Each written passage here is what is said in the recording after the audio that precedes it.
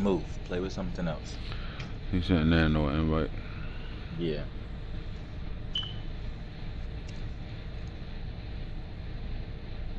That's somebody in the NFC too, so that'll be good. Cause fuck, we play NFC people, but he is in the NFC.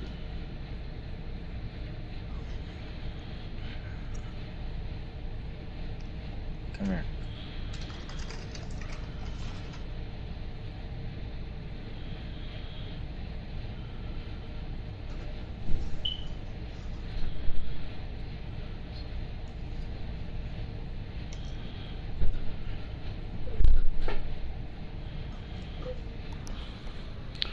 Pharaoh. What's up, cuz? What's up with you, nigga? You good? What's up, cuz? Call him, Najee.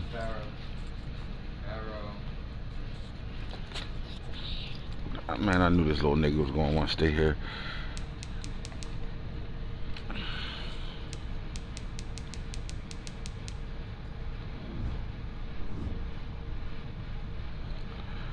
First off, we on a lunchtime special.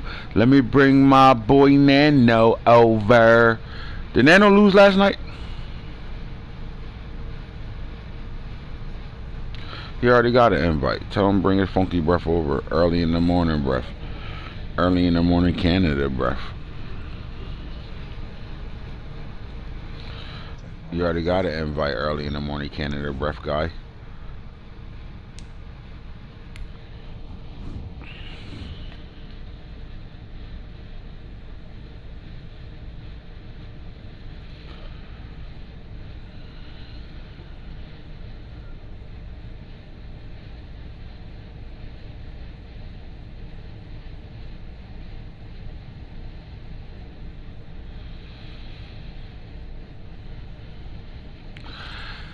Let me talk to my heroes. Let me respond to those that are a pain in the ass. Let me talk to my demons and let them know I'm a alien. Lar makes most of errors. Lar didn't play 49ers. Arizona this week, the host was generous. The Rams forced 3 turnovers out of the Cardinals to leave town with the win. I know that wasn't a sim game that went up 55-24. No, that's not even that's the wrong. 2 franchises transformed in a deal sure to alter the future of both franchises. The Seahawks turn the NFL on its ears today with the trade of Russ Bowman to the Falcons. Let's talk about these trades right now that's been going on right now. I gotta talk about it because we got guys. When you see me, I don't hate, I just talk. My facts might not be your facts, but that don't mean I'm hating. So when I say some shit right now, don't take that shit personal. That's all I say to y'all. I got love for every motherfucker in my league. You know what I'm saying? Win or lose, I fucks with the whole entire league because y'all fuck with me. So remember, when I start to criticize shit, it's because I see things the way I see things, not how you see it. Alright, so the Falcons trade 2026 round 2. Pick 33 at this point. Draft pick to the Seahawks. The Seahawks trade right guard Russ Bowman to the Falcons. Now, before I could talk about this trade, I also want to see what else happened. Looked like the Texans got jiggy with it. They traded their 2027 round 3 pick, draft pick to the Falcons. They also traded their 2026 second round pick to the Falcons. And the Falcons traded back a 2026 late round pick, which was the Ravens pick, to the Texans. And they did all that just to get quarterback Zach Wilson. So we got a lot of trade talk to talk about because that wasn't it. They also gave up right tackle superstar Walker Parks, young right tackle in the league. Then we saw the Bills trade. So it seemed like the Falcons is very active right now. So the Bills traded 2026 round 1 pick, top 10 pick might I add, draft pick to the Falcons, which was to me was the smartest pick somebody could do. So what the Falcons did was they sent their top 10 first round pick, and at this point that top 10 is secured right now at the halfway point. But who knows? Because I don't see the Falcons is going to sit here and tank. I think he's going to play his games.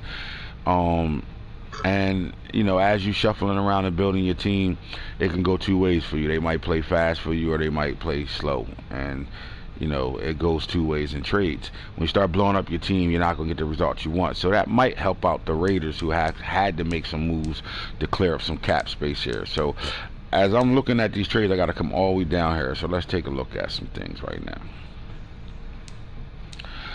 Raiders trade strong safety Jonathan Abrams to the Falcons, which to me I wouldn't have valued at all. But great move for the Raiders to be able to get rid of a player like this. That's almost how hard it was to get rid of a JT. These guys be dogs, but they just don't have value in my league.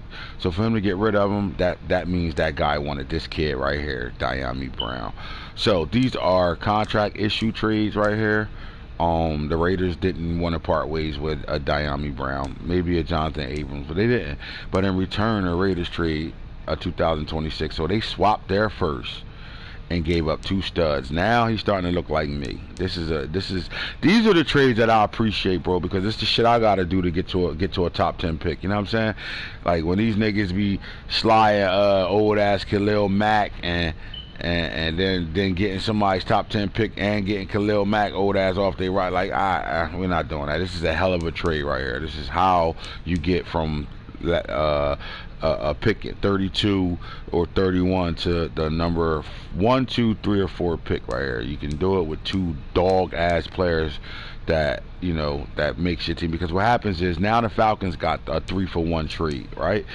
So what they did was they got a first round back from the Raiders, so they don't leave the first round. So what happens is this: the Falcons saw, all right, you know what? I want those 2 players. It's worth me giving you a top 10 pick at 6. The pick is at 6 right now, and I'll move to 31. But I still need your 31 pick, and I need these 2 players to come along with it. These are the trades that can get you from anywhere in the draft to a top 10 pick, in my opinion, because these are the trades that I had to do to get them. And 9 out of 10, when you look at this trade, if he would have took a picture of him sending this trade, it probably would have read green all the way across the screen. Now, just as smart as T is cleaning up some cap issues right here, the trade's not won by T at all.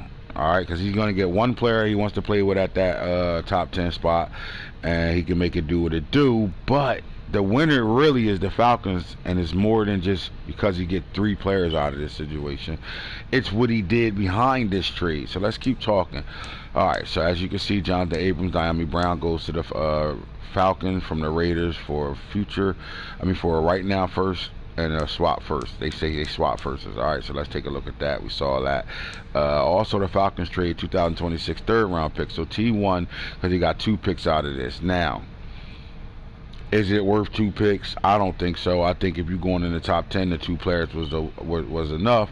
But that goes to tell you the bias the guys in the rule chat have towards me. Because if I'd have picked this fucking trade in there, they'd have been like, I don't know, Ant. You ain't giving up too much. I don't know, Ant. You giving up too much. I don't know, Ant. Then I'd be like, all right, bro. And I'd have been mad at them for 3 days because they bullshitting. And meanwhile, motherfucking Khalil Mack goes to motherfucking the Seahawks, and he takes the Seahawks for the Packers, Patriots first, top 5 first with a Khalil Mack trade. You get the fuck out of here.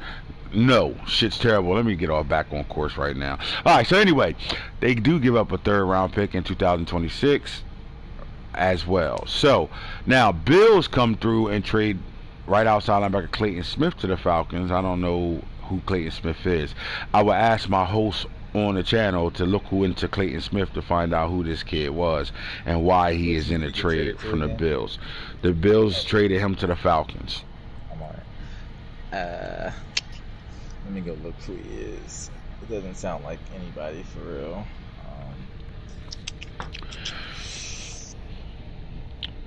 The shit funny though, cause they really think they just approve anything I want them to approve. They don't, bro. I be getting listen. You don't think the type of players I be giving up, I can't get a first. I need your first and your second. Fuck that. You think I can't get those whenever I want, bro? Like He's a They rookie don't. from Oklahoma. Is he good? His numbers, 86 Or what, speed. or was that just a clean up some cap space shit for Mike? Could have been some cap, but I mean he's a rookie, so he's not like a first round rookie, so it doesn't even cost him much. I'm about to go look at maybe he's a superstar, or maybe I'm missing something. This looked like one of them situations where he's a superstar. He's a superstar. So see, again, look at this. Mike gives up a potential top 10 pick. Right now his pick is at 9. But he gives up look, oh no, Mike don't win in this and Mike don't win in this trade. Mike won in this trade, but the Falcons super won in this trade. He got a superstar right outside linebacker and Clayton Smith in return. What the fuck? Hold on, what happened? Hold on. Hold up, bro. Bills trade Clayton Smith and the first round pick for the African. That's it. Is the X factor. I don't give a flying fuck what he is. That's it. So he gave up a top 10 and a superstar linebacker and got just for this kid right here. That's what we saying right now. Oh, Billy Man about to get me the house. I'm about to get the number 1 pick again in this draft. Oh Lord, that's what we talking about right now. The African.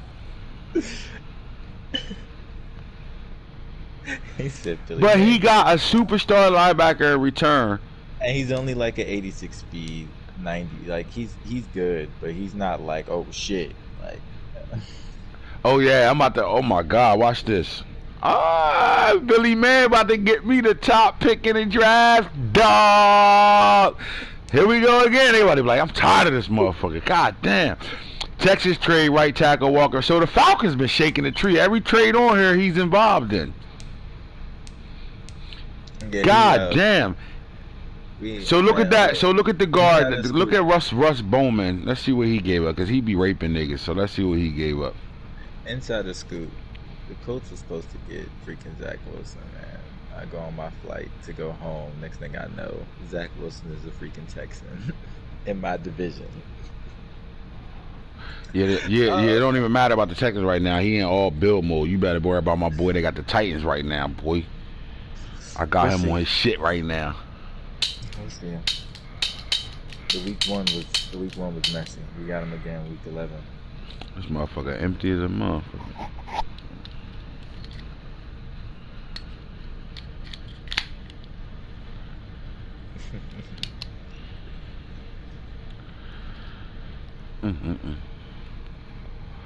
Damn, what's up with my co-host? Is that hard to get the right guard, Russ Bowman?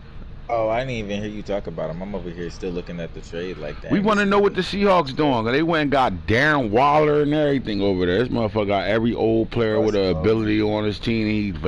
He ain't learned his lesson yet. He don't know I drop players that's 30 or older.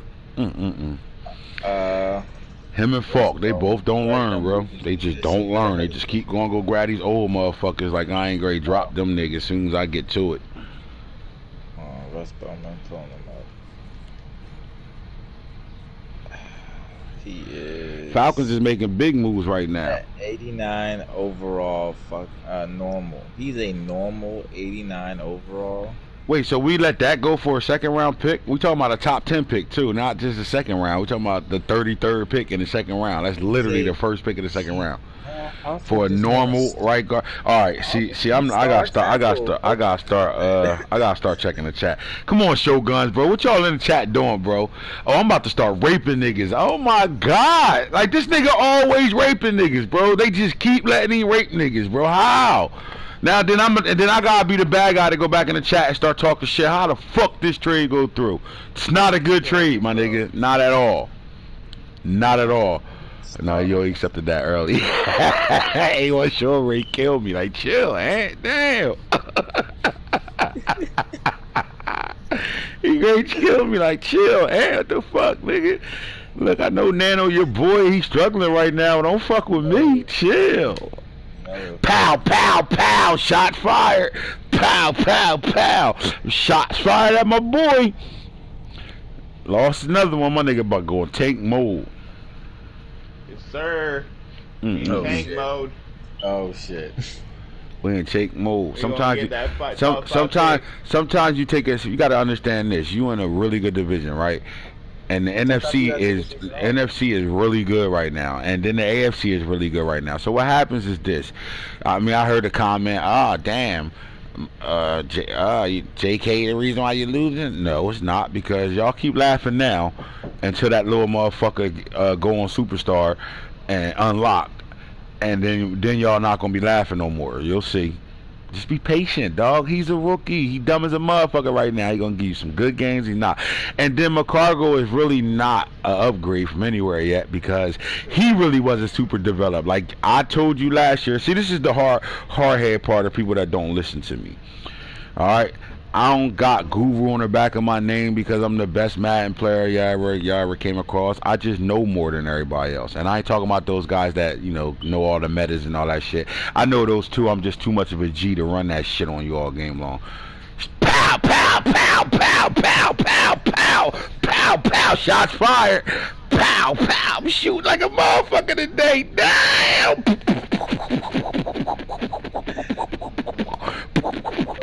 Shooting at a motherfucker today. Dang, shooting fire. I'm just shooting at niggas all day long.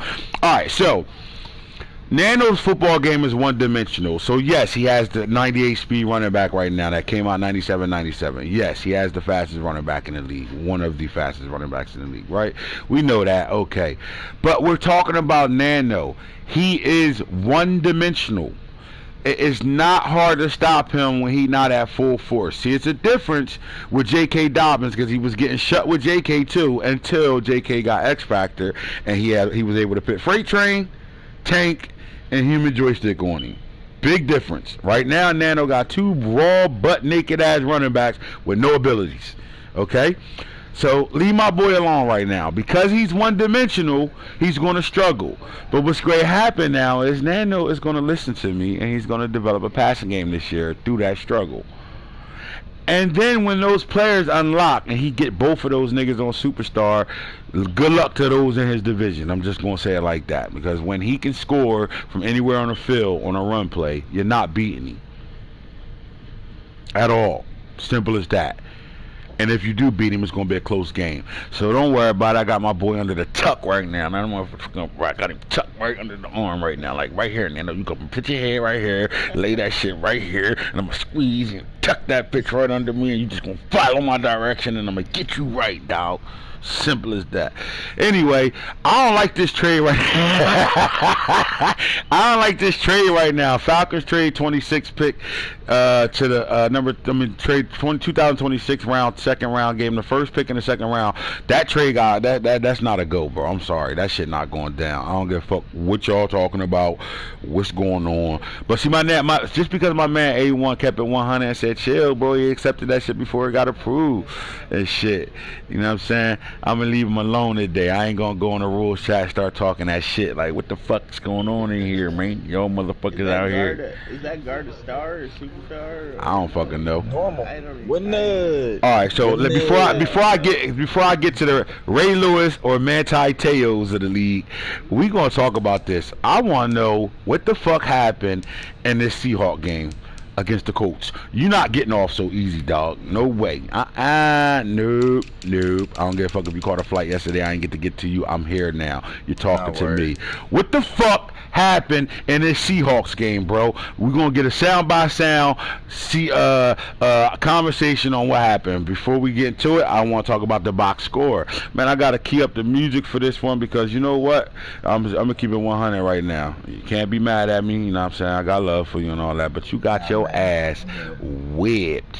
He motherfucking he underground railroad your ass. He motherfucking get over here, nigga. Get over here, nigga. That's what he did to you that game, bro. What the fuck's going on over here, man? I need to know, and I need to know right now how the fuck this happened. This man came through and crushed the building on some motherfucking Snoop Dogg shit. So how do we allow that to happen? How do we fucking allow that to happen?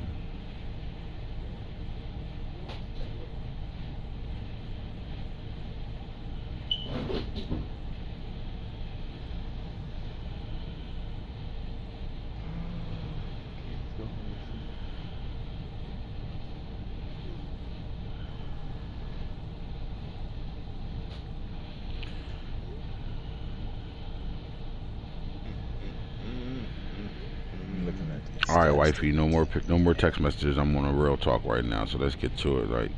Let's get to it. All right, so here we go right now, man. Box score of this game. I haven't really been doing breakdowns of games right now, but this has inspired me. And we getting right to it. Let's get the talk going.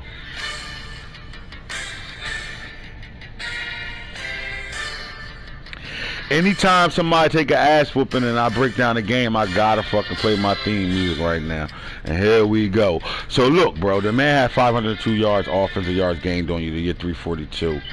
You had 107 yards rushing. He had 107 yards rushing. He ain't even got a running back over there that's unlocked either. Because we're gonna talk about that boy Kamar Wheaton, that's going to be a dog as well in that division. Then you got 235 yards, 395. And before I go back to this, let me stop. So he tried to bust a trade with the Rams. The Rams reneged on him. Let me tell y'all something about reniggers. The moment that trade goes to the rules chat, you ain't reneging on nothing no more, bro. I'm telling y'all right now, y'all getting beside yourselves right now. If the rules chat got that trade in the rules chat, that trade's already officially going through. Now I know I said until it's approved and blah blah blah, but y'all like y'all make us work too damn hard, bro. We get 1,000 of these. Nah, never mind. And we got 3 votes on them shits already, or you know what I'm saying? Like, so once them shits hit the rules chat, just know this: if you're not sure about your trade, do not trade. Just say I don't know. Let me think about it. Do not give it to the rules chat. Now, there's a difference between a nigga like A1 who thirsty as a motherfucker. That as soon as you say, yeah, you know what, I like that trade, he going right to the rules chat with it. Boop, let me get that, send that shit to the Lions or the Jets, and then they gonna do their job. So if that happens, then we can talk about it. But if he's the only thirsty nigga though, I'm on his ass today, motherfucker. You want to keep catching 2-yard passes and wiggling your way down to the end zone, motherfucker. I'm on you today, all day long, all day long, all day. I say something. Day long. You don't get to talk, Nano. You are on a 4-game losing streak right now. I do not want to hear from you. I don't want to hear from you today, little brother. You are on punishment. You are not allowed to talk because you are losing. 235 yards passing at 395. The Seahawks out here dotting niggas with 2-yard passes and spinning his ass off to the end zone. 18 first down to 14. We're going to go right at 342 yards for the Colts, 530 right now. 6 turnovers and 1. So at the end of the day, you just bragged about the 7 touchdown passes that Davis Mills throw. Answer this question. Is his career over in Indianapolis? That's all I want to know. I don't know, because this game, my quarterback was on Slinger 1, and I was rocking with my quarterback on traditional. So I don't know if that was maybe something I tweaked, or in general, maybe something reset. I don't know. But I've changed his thing for a while. So as I go back and watch the game, he's throwing shit really stupid, which not discrediting the defense, because I'll talk about that later in the picks. But it just didn't give me the full feel. I think we're going to finish out his season this year, and then we'll see next year what he does. So his career is not over as an adaptable. As of right now, he's your franchise quarterback. He's not going anywhere. Is that what we're talking about? No. Yeah. I'm confused. Is the no meaning he's not going anywhere, or no meaning he's not my franchise? He's not going anywhere. Not going anywhere. So you riding out with Davis Mills. That's what you're saying right now. Yep. All right, so let's talk about it. DJ Ugalele was a perfect QB rating on your ass. 158.3, threw for 395 yards, 5 touchdowns. So like we can't call this man ass when he's doing things like this. So let's break down the passing game. Why was he so successful in throwing the ball? But before hold up. I want to see 18 yards per attempt. To me, that's tight end numbers. So that means he was checking down a lot, right? So. But Davis Mills had 7.1. That means you was swing passing to the running back all game. That's what it looked like to me. What happened here? We don't really. Incompletions were supposed to be picks, so that perfect QBR rating doesn't matter. It's literally like drop picks or picks out of bounds where I don't get 2 feet down. The yards attempt is speed outs to Metcalf, as you'll peep in the receiver category. Okay. These speed outs were ran to about 15 yards, sometimes 10 to 15 yards, and we tried a lot of different coverages, and he was able to still get outside leverage and then turn with the speed corner that Metcalf has, that strides, and was able to honestly get upfield a lot of the times, causing these catches to be, he ran about 4 speed outs in one drive. They literally gained about 25 yards after they caught it for about 5-10 yards, as you'll see in the rack. And then he had a deep post that was a big catch, the 64-yarder. And then the touchdown part, he kind of spread out between his running back and Waller. Had a crossing route for a touchdown, 59 yards. I believe. So it sounded like to me he ran his offense: check downs, quick throws, table routes to the running back. Look, you see, the running back is the second. The running back is the second most receiver. He was catching the ball and then wiggling for about 15 yards. I kid you not, on table routes or sometimes even swing routes, and wiggles for like 10. Waller caught a crossing route for the 59 yards and then the check down. And I explained Metcalf. He had 5 speed outs for about 20 yards a pop, sometimes more. So is it safe to say that the Seahawks is locked in this season? It seemed pretty locked in. The most impressive part, I guess, of the offense, honestly, was his play with the running backs, because they kept drives alive for him. I felt like the passing was something that we were kind of getting used to, but the running back part was kind of like the alarming thing, which is why I was getting caught up in the pass, though, because I was trying to contain the run with linebacker formations more so, and getting caught out of formations that he could still apparently pass in. So it was kind of difficult at the time. Nano, don't you say nothing. Anything you say will be held against you in the court of RDL. You better not say a word. It put a lot of pressure on my linebackers. Don't say a word. We know. True. We know you know. Don't say a word. All these stats over here. So he got his running back with 80 carries, 679 yards, 8.5 yards to carry, 12 touchdowns right now. 97 yards a game, that's not bad at all. He's not doing a bad job with the rookie running back. That's going to be part of my conversation too on the Real Talk. We're going to talk about some of these young running backs. That's what they're doing right now. But in the process of that, he has 5 fumbles. Now, to my boy Nano, you see that rookie with 5 fumbles as well, right? Yes, sir. So let's not be worried about your rookie fumbling right now. That's just part of the process. All right. Now, with that being said, especially with all these hard-hitting motherfuckers running around the league, so we're going to keep it moving right now. I like what the Seahawks is doing this year. It was a little controversy in the first couple of games, but we got that squared away, and right now he's putting up numbers. I think Kadarius Toney going back to receiver helps him, but it kills his vibe with Jalen Darden right now. This is just a situation where you just got too many fucking weapons right now, right? So DK is the head honcho over here. 37 catches, 972, 7 touchdowns. He's averaging 138.9 yards a game. Seahawks is playing good, bro. And at the end of the day, Demon amongst the league right now. They are playing at a high level right now. Almost in a takeover manner right now. And that's something I don't like at all. But guess what? You got to give these little niggas credit right now. So you got the head honcho and motherfucking Wiggalausis, the sun god of Wiggles, and they come from Wiglations. Wiglations. That's their headquarters called Wiglations. The head honcho and his demonettes. Damn. All right, I gotta let one of them on now. We ain't just gonna be disrespecting them like that. I see, Nano. I said anything you said will be held against you in the court of law. God damn it, you just can't help yourself, can you? Where the fuck is A1? How you gonna ask me to send your invite and you ain't even online? Fuck boy, get your ass online if you want to come over here. He called y'all the wiggle. What'd you call them? The demonettes. I say it's the head honcho and the demonettes. They playing at a high level though. Can we give them that much respect though?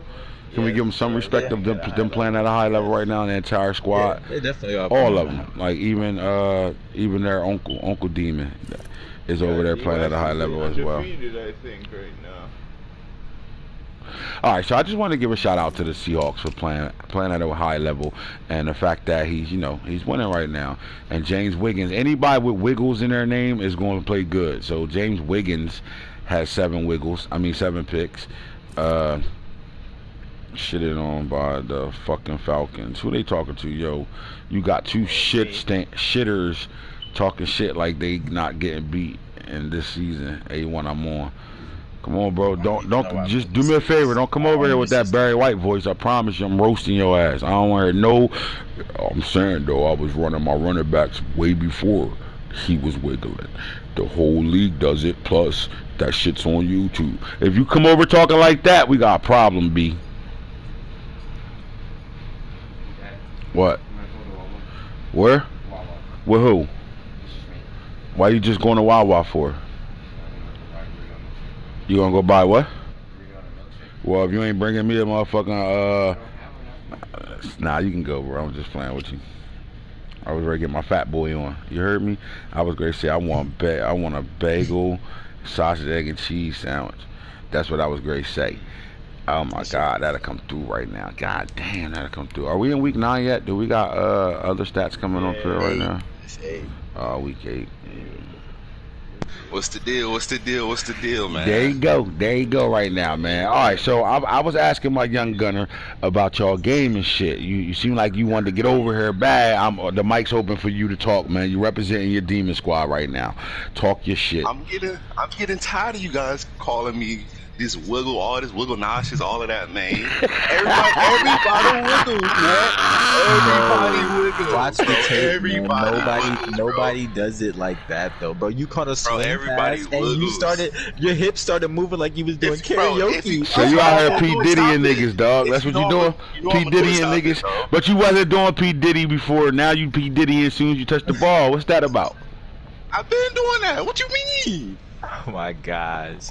Go watch the tape. I got all my even games a fellow recorded. demon had something to say about it. Like, yo, man, who this nigga think he is? That's where we getting the little baby T from. My boy Albert said the same shit. Like, yo, what the fuck is this nigga out here doing, man? Catching little table routes and then wiggling his way to the end zone and shit. Come on, Ant. What the fuck's going on? If you see it, try to stop it, man. You know what I'm gonna do. I'm gonna throw it to the running back, and y'all gotta stop it. Simple as that, huh? That shit ain't working on me. I ain't worried about it. You talking to the team you play. Yeah, that shit ain't working on me.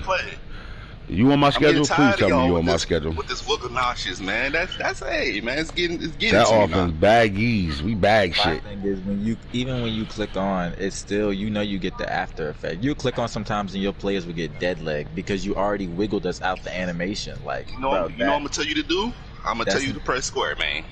You can't. That's all I can tell you to do. See, that's Lil T. Lil T. I saw T doing a good job with his squad right now, man. Okay, T. Nigga T. Yo, you look up to him though, keep it 100. Look. 100, bro. It's a yes or no question. You look up to that nigga or not, dog? Let me talk. I don't look up to T. You feel me? We both have different aspects of the games that we take knowledge from. You feel me? And he helped me. Like, I ain't gonna lie, he helped me with the run. But I don't look up to T. I don't look up to no man. My nigga, that's all I want to hear, some G shit right now. You see, right now, Ruff is talking work right now on the comments. I can't keep up to my own real talk right now because this nigga will type 30 motherfucking paragraphs in 0.2 seconds if you don't catch it. I'm telling you right now. So I'm standing here on player stats right now, bro, and I'm standing here and I just want to. We're gonna talk about demons right now. We're gonna give this episode before I get to the Ray Lewis's and the Manteos of the league. We're gonna talk about the demon time right now, and this is what I want to say. In the passing game right now in the NFL, we have a demon on top, Trevor Lawrence. Then we got a happy boy up here in Shador Sanders. He's balling, Deion's kid. Then you got Corey Richardson. I don't know what the fuck he is. This nigga is just playing again. That's what's up. So he got him. But then you got a demon. And then the guy I think shouldn't be on this team anymore, Davis Mills, young Max Payne. So is this the reason why you argue for Davis Mills? Because if you look at his numbers, 2,383 yards is not bad. What I'm very much impressed with is he only got 19 picks to his 26 touchdowns. This is why maybe we don't see what you see in your quarterback right now.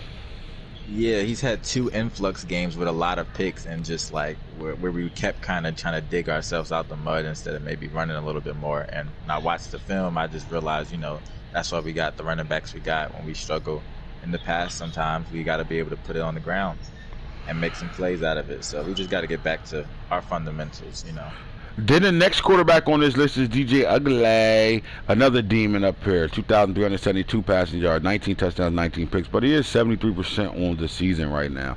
Then you're going back to a demon again. Corey Stanley sitting here with 2,180 yards, 21 touchdowns, 10 picks, 71%. And he's throwing at a very high level right now. That 71% look really good with only 10 picks. Then it's a Kyler Murray, and then it's the my player, Marcus Holmes, sitting up here. So, again, when you talk about quarterbacks in the league, you got 1, 2, 3, 4 demons in the top 10. All right, so now we go to the rushing attack. Let's talk about who's carrying the ball at a high level right now. All right, so Trey Sherman has 128. My nigga Mafioso with 123. Chris Tyree 104. Shipley 103. Sean Dollars 101. If they're not 100 carries plus, I'm not talking about them. But when we go to yards, out of running backs right now, Mafioso sitting here with 841. So we got a rookie running back, 6'1", 225. I told y'all do not sleep on this kid. This kid's balling. And out of rookie running backs that's fumbling a lot, he only has 1 fumble out of 123 carries. Not bad at all. Number 2 on this list is 779, a neutral guy. He ain't part of neither one of the squad. But then you got another demon sitting right here, 771. So you got a demon in the top 5 rushers right now. Chris Tyree, Mike, my guy, 702 sitting there. Then Wheaton. Talk about Kamar Wheaton, man. Let's have a conversation there, man. When you drafted Kamar Wheaton, you picked him over the rest of the running backs for one reason only. Talk about that. Look. I saw that he was 4'3". 4'3", 4'3", 1. He gotta be a demon. He gotta be a demon with the speed. And then I see Nano pick a faster guy. And his guy had a 4.35, right? Yeah.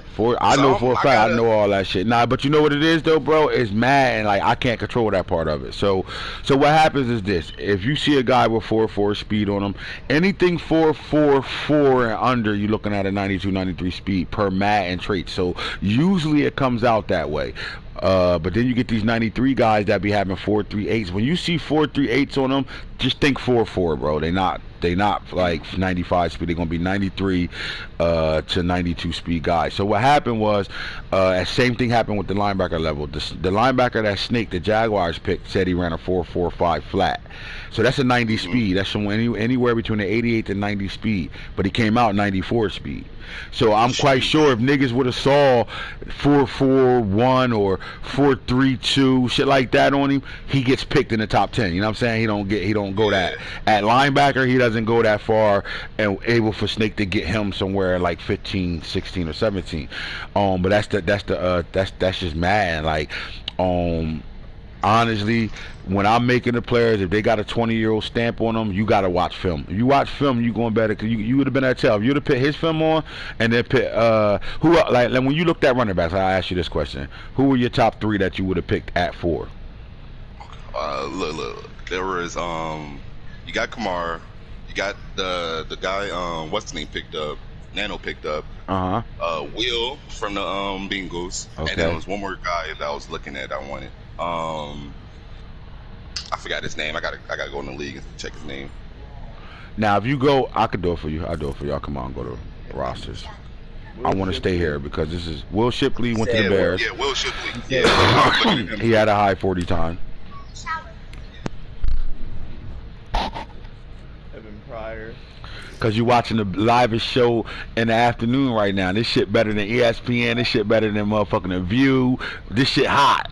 Nigga, that's why you want a beer right now. You want a beer right now because you want to. Yeah, all right. So Evan Pryor too. All right. So let me explain this. I'm gonna go to the 20. I don't really need to stay here. You already said the names. Now, this is what you do for here on out in drafts. When I'm making these guys, it goes 2 ways, and I'm gonna just get this tip out. If I make them early, they're gonna have true 40 times on them. If I make them during the draft, during a Super Bowl week. They can keep this. So let's say I make a guy that got 88 speed at during the Super Bowl week, and I change him to a 93 speed guy. You might not see that 93 speed change. I've seen times where it has shown it or it hasn't. In Game of Thrones, I picked the 95 speed, 95 Excel guy that I made late, and he showed that he ran a 4.6. And that's because I made him late, right? But when I make these guys earlier, when I say early, I mean before week 16. I would say about before week 10. Trust the process. I know you guys can go to transactions and see what I'm editing. I got a question. Go ahead. I got a question. What can we do as a league to make you make these the rookie class early? What can we do as a league to help you out? Nothing really. It's just me doing it. Like what I was is really nothing really you can do, because I'm always going to go back and look at stuff. I'll be finding shit late, new stuff come out. It depends. There's really nothing you could do, because it comes down to me editing. That's it. It comes down to if I want to lock in and edit the entire class before week 9, or I want to take my time and edit it. And I think the fact that I can edit all season long gives me the opportunity to be like, all right, well, I'll do this group this time. I'll do running backs. I'll do quarterbacks next advance. I'll do, you know what I mean? And sometimes I might miss 3 advances without touching the edit. But what I will do for y'all, I will start to get back to trying to knock it out as fast as possible. But there's always going to be changes, because players change, bro. Like, whether you know it or not, I can read a stat, and then there's an update on Google that's something else. You know what I mean? Some of these guys, you know what I mean? It's just you got different. a lot on your plate too. Yeah, you feel me? I know you're doing like all different things right now. Yeah, doing a million things all day long. So, yeah. So, but when you look at these guys, here's the one thing that you'll never get wrong. Your eye test ain't a lie. What you see is what you get. I promise you that. All right. So what happens is, the only dumb down you gonna get from me is when I'm looking at high school guys. The shit they do in high school, they not doing in college. I promise you that. Only the special guys gonna do that type of shit, right? And even with them, they not doing it right away. So when you see them in high school, if you only can read the high school stats, see their high school highlights, then you gotta better dumb it down, because a guy running a 4.8 is fast in high school. All right, 4.7, that's fast speed in high school, and you got a lot of running backs that run 4.7s and 4.8s that don't come out with that 4.7, 4.8 speed, because we know by the time they go through weight training and the speed and condition drills and all that stuff, they're going to be a legit 4 or 5. Some of them might even be faster than that. Who knows? Now, one thing I can say, any of these guys that get invited to the Nike camp will have a laser 40 time, meaning that's a true 40. So if you get a guy, if you get a guy like Wheaton or a guy like Henderson that's running 4.2s and 4.3s at the laser Nike camp as a junior, just think about what they could possibly run by the time they get to their junior year to better come out the draft. You know what I'm saying? And now, with that being said, it goes 2 ways too, because once they get stronger, bigger, put more weight on them, they might slow down some. Or injuries might play to their speed. Anything can happen. That's like Lingard. Lingard was a fucking super track star, but he tore his ACL when he got to Miami, and it slowed him down a little bit. And we'll see what he really about when he plays this year for the first time for the Florida Gators. But watch film. If you would have watched film on Wheaton, he would have been undeniable. I wasn't not mad at you picking him at 4. But if you would have put that same film on for Henderson, no way Nano gets him at 9. I promise you. You would have saw the difference in years. You know, I don't do a lot of watching film. You feel me? So that's on me. I just look at the they combine shit, then look at their grades, and I just go based off of that. I don't do a lot of film watching.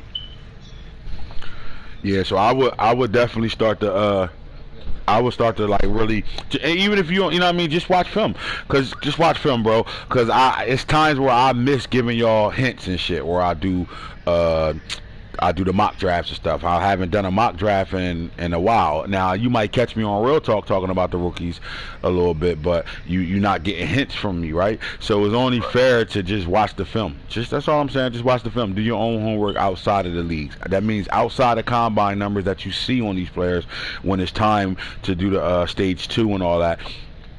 Watch film. You'll get to tell who this player is and who he's going to be, and you'll know who to pick right off the bat. So you don't gotta watch every fucking player I make, but you can watch your board. All right, I put him on my board. I like this guy. Let me go see what he's about. See if he's good enough. It's a lot of guys that are getting good guys and benefiting and turning their teams around because they're benefiting off of watching film, watching these guys' highlights coming out. Like a David Moore, the third. We knew who this guy was because I've been making him since Madden 17. So a guy like that is sitting in the draft and be like, you don't know who he is, and his combine numbers ain't better than a couple guys you had on your board, but this was the better running back. Falk steals him. Why? Because Falk played with him in 20 and in 19, right? And if Falk didn't get him, Hitter would have got him, because Hitter played with him. That's knowledge we don't know, you feel me? But you watch film, you get the same knowledge we get just by watching film, right? So I get Falky to draft the running back I got, Malik Brown. Well, if you watch this film, I guarantee you wouldn't have picked Wheaton or Henderson in front of him. I was looking at him too. He a dog, bro. I'm sick. Simple as that. Then you ain't even gotta worry about getting him developed because he already coming out on superstar. You know what I'm saying? Yeah. Like, and then you get guys like the Bengals running back. All right, he comes out on superstar, but he don't come out on superstar because he, to me, was a superstar athlete. He came out on superstar because the game had that player. That shell was already on superstar. So it's like, all right, well, let's just leave him there. Because what I do know is this: when you get a guy who has that shell, superstar shell already, they're going to be animals when they come out. Case in point, look what the Bengals is doing with him right now. That mean when I say good shell, that mean they're gonna come out already ready to build. They're gonna build fast, and they're gonna be really good players right away. Like they're gonna be able to do some things that, say I go put a 6th round guy like a David Moore. He's a 6th rounder, and he a normal. He don't got a good shell because he red, but I still build him. He's better than that red, but he's gonna take a longer time to process the stuff that I created him to do. If that makes sense to you. And it's just for me doing this shit for years, bro. I know. Like, yeah, if you ever hear us talking about, yo, he got a good shell, bro, we talking about this guy was already ready to make. Falk got a receiver last draft, not this draft, the draft before, that was sitting on superstar, the Bull Redding. He was sitting on superstar already. He hasn't used him yet, but that guy coming out on superstar somewhere in the 4th round, with a 4th round grade on him, he's a guy that's going to develop really fast if he decides to use him. So I say that to say, if somebody don't need a receiver, go get him, because he's good. He's a good shell player. That means he develops fast, and he's going to play fast and play good right away. So that's just another. But you won't know that. He didn't know that. He just picked him and was surprised when he was superstar. Like, oh shit. He's superstar. They guys. So what I try to do when I'm building these guys is, you know who your guarantees are. You kind of know who they are. With linemen, if they 1st round graded, I'm putting superstars on them just because they're linemen and they don't get the upgrade, right? So I put that on them. But as far as the draft, outside of me pitting on 2 players, sometimes 3 on X Factor to come out, they the top players in the draft in my it's my opinion. All right, I think these are the best players in the draft. Here we go. We're gonna put them on up. Superstar, X Factor. Other than that, most of them superstars and stars y'all finding, I apply a lot, but a lot of it is already on these guys. So some of these guys y'all getting, I didn't touch them as far as their trait ability. Like, I didn't touch that. They already had it on them. So I really want more normals coming out than anything. You know what I'm saying? Because at the end of the day, more normal, guys aren't superstars and stars all over the league coming out. So I try to keep it somewhere within the top 10 players with some type of trait on them, whether it's star, superstar, X Factor, and then after that, it's spread it around because the game already do it. Now, what you got to know about my league is, as you go through drafts, you'll start to see those draft classes are better before I even touch them, because it has to keep up with our league. So because of that, they start already producing faster guys, better overall guys, and guys with traits on them already. So I barely have to go through and touch them. And what happens is now, my memory is really good on what I'm making, because I've been making these same players for years. This is why you always see me trade for number 1 pick, number 2, number 3 pick, because I want that one player that I want to play with, that I played with already, or I want to play with. That's why I'll sacrifice trading 3 or 4 players to get there, because I want that one player. And at the end of the day, the longer you be in my leagues, the more you start seeing names repeat. And over there in the new league, the Raiders guy drafted guys that he knew before from Madden 19. Think about that. We in Madden 21. He saw those names from 19 playing in my league, and he drafted his team that. Now go look at his team. He already drafted one of the best draft classes we had in that draft, just because he understood. Oh shit, I remember not the real college guys that came out, the my players. He understood those guys. Oh shit, I remember him. Damn, the nigga Britt English that I drafted, he had him. He drafted him, and he was a household name in our league in 19. So like, the more you play, this is important to developing your team and my leagues. When you get the real draft, I don't know if this is your first. Is this your first real draft with us, or your second? Second. Now, but the first one we never changed the league. We didn't start the league over. We kept the league the entire time. Did we? Yeah, we kept it in 20, because you played in 20 with us, right? Yeah. Yeah, so we kept the league the entire time. So this is really your first real draft league with us. Pay attention to these names, because what happens is you'll start remembering these names. What's going to change? The only thing changes if they high school guys, we get real college stats on them now. So if they dog shit, they gonna be dog shit. Like, let me give you an example. We had what's the receiver out there for the Bears guy? Clemson's guy. The fuck's his name, bro? Justin Ross.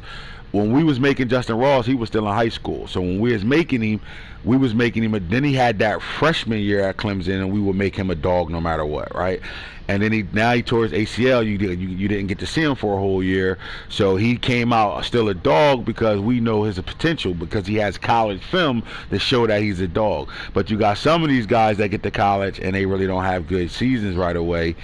They might be in their sophomore year and they ain't even start yet. So now we can't make them as good as we made them when we had high school grades on them. You know what I'm saying? So things change, but you got to keep watching film, keep paying attention, because these players do change as they do get to college. Because we go as far, like as you can see right now, I'm still, we in the 22 class right now in real life, 22, 21, and 20 class. I'm still working off of players from that class. But eventually you're going to see us fucking with sophomores in high school. That's why I always say nobody go as deep as we go, because we got so many players that we can put in the draft at all times, but not all of them are dogs. So what I do now, you're going to see higher overall guys now, because we got to keep it up with the league. Let me give you an example. Do you draft Wheaton if he is 70 overall? Are you going to want to play him right away? Because of the speed, yeah. All right, let's say you go to your next drafted player with your team looking like it is right now, 99 overall. You got a bunch of 90s on your team. If you got a 70 rookie linebacker with 86 speed, and he might be on star or superstar, does he crack your starting lineup as a rookie? He said star. What's the speed? Let's just say 86 speed. Nah. Now, what if that same rookie come out of 84? On superstar with 86 speed, do he crack your starting lineup? Guaranteed superstar, yeah, he cracked the starting lineup. That's the difference. So like what I'm saying is, each year that go by, the rookie class looks a little better overall wise, because I want you playing with them. We don't want a bunch of guys getting drafted just to sit on the bench. If that makes sense to you. So the overalls go a little higher now, because our teams are all higher overalls right now. Like I got backups that's ready to go right now, that I'm not going to play a rookie. So for me to better play a rookie, he got to be a super dog. This is why you see me always jumping up into the top 5, top 10 to get that guy that I could put on the field right then and there. Pick this year too. We gonna do some trades. I see. Get back in there. I see y'all moving right now. Now, I did this real talk to talk about Ray Lewis's and Manti Te'o's. Is there any linebackers that you played in the league that you would consider a dog? That you played against? Somebody that's always standing out. You ain't go to the store yet? I played the Saints last year, and Jonathan Flo was a dog. He showed up on you know what I mean? He showed up all the time, like every other play, like, you know what I mean? Because his numbers wasn't showing that he was a dog last year. I was asking questions. When I played him, he was like hitting my running back in the backfield, and he was making plays. Because right now, that Jonathan Flo is fucking retarded right now. Now he balling. Last year we was questioning, like, damn, he went to a graveyard spot. So for you to say that tells me that guy, you know what I mean? Because you got to see him. I didn't play him last year. I didn't watch none of his games or nothing. So I didn't get to see Jonathan Flo. I just looked at the numbers. So now that you say that, I'm gonna go look at the numbers. And let's talk about Jonathan Flo for a little bit. Another linebacker I played last year, that Shaka Tooney, that nigga was going crazy in his own and helping off on the run. All right, so that's good conversation to have right now. Let's go take a look at it, see what we're looking at. Middle linebackers amongst the league right now. Shaka Tooney, I don't think he played middle linebacker. He was outside, I believe. All right. 49ers, I just know that, man. Let's go age, and we're going to start with the 20s and come down to the 21s, and here's Jonathan Flo. Let's click on him. I mean, Jonathan Flo got the numbers to better be a dog. He's a dog. Take that fucking donut off. You know what? I'm not even talking about this nigga. This nigga got donut on him, bro. A regular donut, too, though. Like, are we, like... He got a donut. Oh, my God, man. What the fuck is wrong with these guys? Like, come on, bro. You gonna really put a regular regular banana donut on him and shit? Come on, bro. You know the foam ones that crack and shit. Oh God, take that ugly shit off of him. So last year he had 48 tackles, 8 tackles, no sacks, no interceptions. Let's see if he caused any fumbles. 1 forced fumble.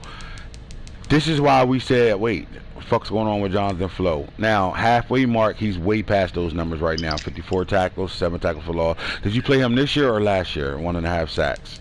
When I played him, it was last year. But I played him again this year, week 11. All right. So Jonathan Flo, I mean, in your opinion, you consider him a Ray Lewis or a Manti Te'o? What I mean by that is a dog or a fucking Manti Te'o fraud. He's definitely a dog. You know, I just need my boy to get right with him. That's all. Mm-hmm. So he's calling him a dog right now. I gotta respect it because I got his brother, and if I was able to, they both would be on my team right now. That's how much I respect the Flo brothers right now. All right, so we was talking about linebackers, and I'm gonna go through the league. I've said Dylan Moses is one of the best, if not the best linebacker in the league. Yeah, I did play him last year. He was hooping too. He's an animal in the league, man. I definitely Ray Lewis for sure. Ray Lewis, he's not a fraud. Jalen, bro, no cat. Get that off him, bro. Right, thank you, Ruff, bro. That shit terrible, bro. He looked terrible in that shit, bro. Oh my God. All right, so listen, let's stay with you real fast. You drafted a monster at linebacker, bro. You got a young monster. This guy is from my hood, and you probably never even watched his highlights either. You got him at middle. Let's go find him. Where he at? Middle. All right, so you drafted Tyreek Austin Cave. How do you feel about this linebacker? He's a team man, you feel me? He be out there hitting niggas. I love it. You must have watched film. You got his number on him, or did he come with that? Nah, I put that on him. All right, well that's good because that's his number in high school. When I was last year when I drafted him, I was playing a game. I had the wrong number on him, and the Vikings. He told me like, "Hey, bro, put number 8 on him." Yeah, he played. And I watched film. I watched film afterwards. Put number 8 on him. Try to put his like little cure on him too. Yeah, he get to the football. That boy he'll be starting for Miami this year for sure.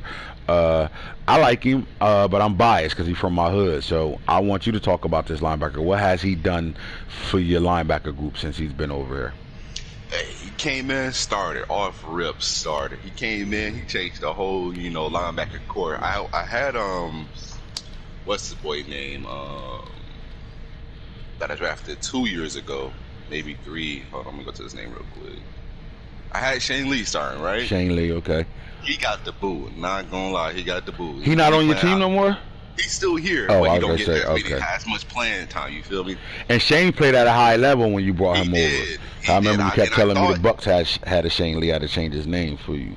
I thought he was gonna go to superstar too, because he was in like top 5 in a lot of categories, but he just stayed the same. So that shit crazy.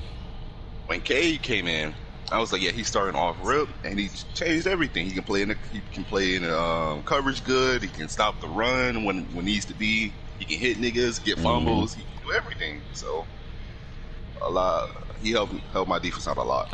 So when you get a guy like that can come on your team right away and just change the whole perception of what you got going on after you had, it's not like Shane Lee was a bust or nothing. He was a dog. So yeah, he was playing at a high level for you.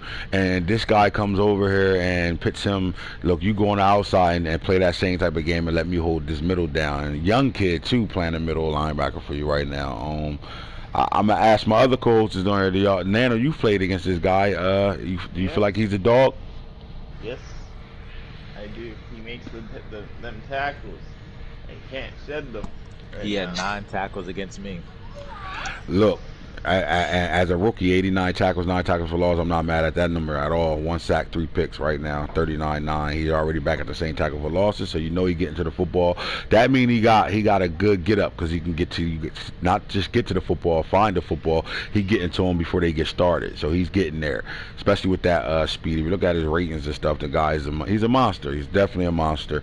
Let's see how many is he knocking heads off as well though. Right now he's knocking heads off. 4 forced fumbles, bro. He's a fucking So you get used to playing at NFL speed as a rookie with 1 forced fumble, but right now he got 4 of them things. He definitely on some demon shit right now. Appreciate that. That boy balling. Love to see guys from my hood go to a team that shits. Here we go. So Brandon Smith, bro, we gotta start. We gotta talk here and talk at Brandon Smith right now. I'm skipping Justin Flo for a reason, but let's go to Brandon Smith for the Lions right now, man. I don't know if y'all played against him or if y'all, follow my real talks. You see that this guy's was rookie of the year. I'm gonna go to his numbers right now, and I want to know: are we dealing with a Ray Lewis or are we dealing with a Manti Te'o right now. As a rookie, he has 78 tackles, 12 tackles for loss, 7.5 sacks, 8 picks. He comes back and followed that up with 103 tackles, 13 tackles for loss. He only had 1 sack and 3 picks, and right now 23, 9, and 2. And a lot of that decline is not such a decline because we still got half a season left.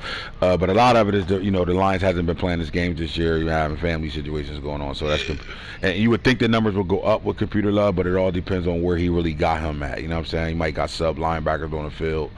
At linebackers, and the Computer probably playing more nickel and dime. You don't know what the fuck the case is, but you just know he's not playing all his games right now. Now, with that being said, in the 2 seasons that he has been around, his hardware has been serious. He's been in the Pro Bowl, and he's won 2023 Defensive Rookie of the Year. Are we looking at a Ray Lewis or a Manti Te'o? Is he a dog or a fraud?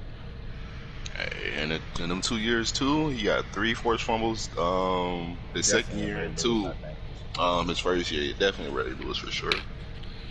Ray Lewis for sure. I like him. He's a guy that stands out. This was a guy that was picked, I think, 2nd round when I did the last. This was one of the last mock drafts I did, and I said he should go number 10 to the Colts at number 10, and he slid all the way to the 2nd round. You know why he fell that low? What was that? Everybody go for the speed. And but 88 speed is serious speed on the linebacker, though. It probably was lower than that. You feel me? That's after upgrades. Yeah, it's probably lower than that. You're right. Nah, I'm telling you right now, he came out 88 speed. He ain't have a speed upgrade yet. He had a cell upgrade, not a speed upgrade though. You sure? I promise you, bro. I promise you. I don't forget too much of nothing when it comes out of my players, bro. 88 speed. He came out 88 speed. I remember because I was supposed to draft him. Yeah, that's why I just said that. The coach was supposed to get him at 10. And I'm being a fat boy right now. My fault. All right. So what about the Marvion Overshawn, the Wolverines? Do you know anything about him? A1? This guy stand out to you at all? Oh look, he I gotta go to him. Hold on. Football team, right? Football team. Dog. He look real. He definitely a dog. Rookie year, yeah, he's a dog. I mean, his numbers is outrageous, bro. Like this guy just. And then playing middle linebacker at 215 pounds, bro. This nigga an animal though, bro. Like he's just. Every year. I mean, do we have to look at a guy I dubbed the Wolverine? Like you're looking at a guy. I mean, over 4 seasons so far, and we still counting this year. He's had 10 forced fumbles in 3 seasons, bro. Yeah. I mean, he does everything. He can cover. He had a rookie year where he had 9 picks, 3 last year. I mean, 3 in 23 and 24. He had 4. Now he at middle linebacker. You don't expect that middle linebacker to have a high value of sacks right now, especially if you ain't really sending them like that. And this guy is more of a cover guy than he is anything else. But he can do it all. He's a do-it-all linebacker. That I ain't gonna call him a throwback that just knock heads off. What he is he's a future runner linebacker. Those tweeners, those guys that really could be out of safety if you wanted him to, right? And can cover the whole, you know what I mean? So he's that guy. I like him as he got that Ray Lewis build. He's an animal in this league. Honestly, he possibly a top 5 linebacker. I think I'm not even overstating it by saying top 5 linebacker in the league right now. Is definitely solid. All right. So I'm gonna go to a guy before I come back up to my boy Justin. I'm gonna go to Micah Parsons. Now, Michael Parsons, I'm quite sure not too many of y'all can say, yeah, nah, he a dog. This now, I don't know. I played him out because Mike's not a winner in the league as far as winning games and stuff like that. So you really don't pay attention to what he got over there. So I'm gonna dig into the numbers. And he was one of the top linebackers in the league as well. He was drafted as an outside linebacker. He moved him to middle linebacker. So let's see what he's done for Michael since he's been in the league.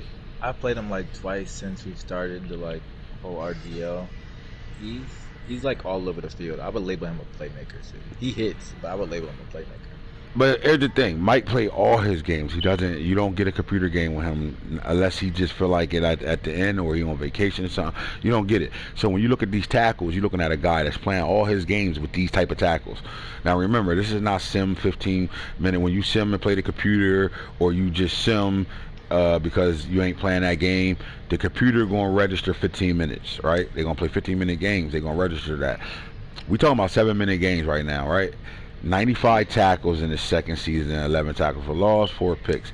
Since then, he's been 111 tackles every year. 111, 16 tackles for loss, 4.5 sacks, 3 picks.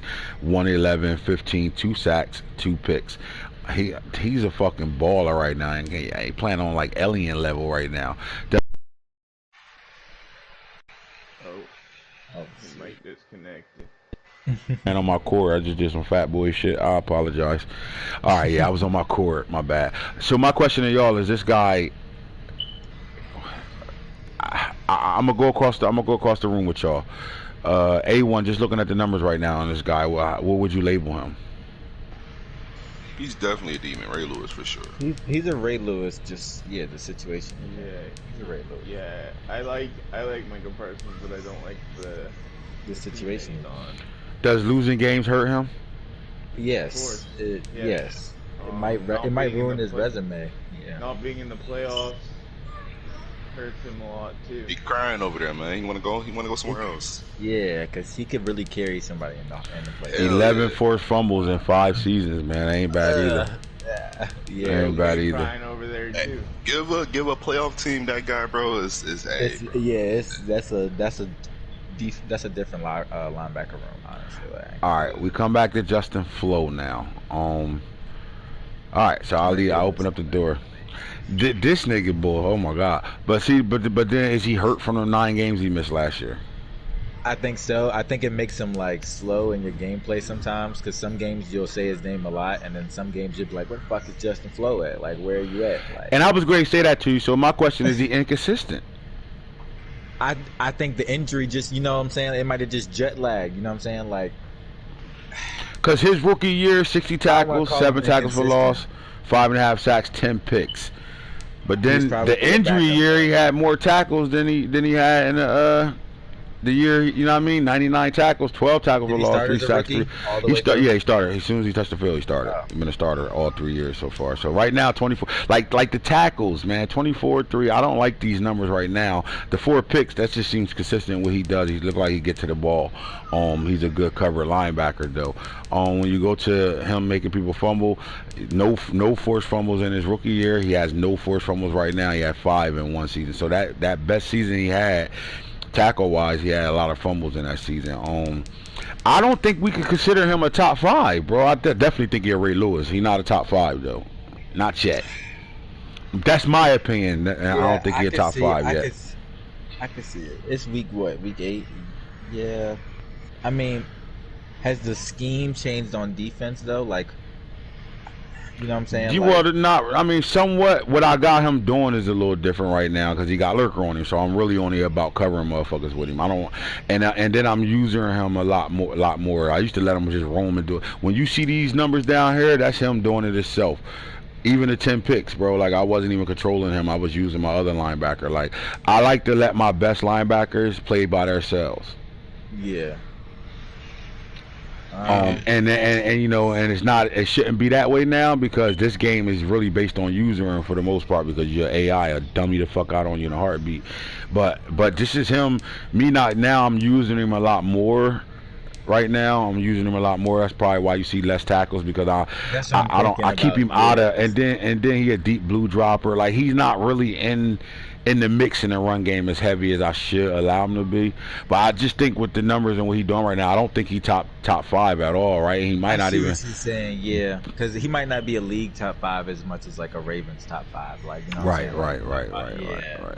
All right, so let's keep it pushing down to Chaz Surratt. Now, I always rave about this guy right here. Chaz might go crazy this year again.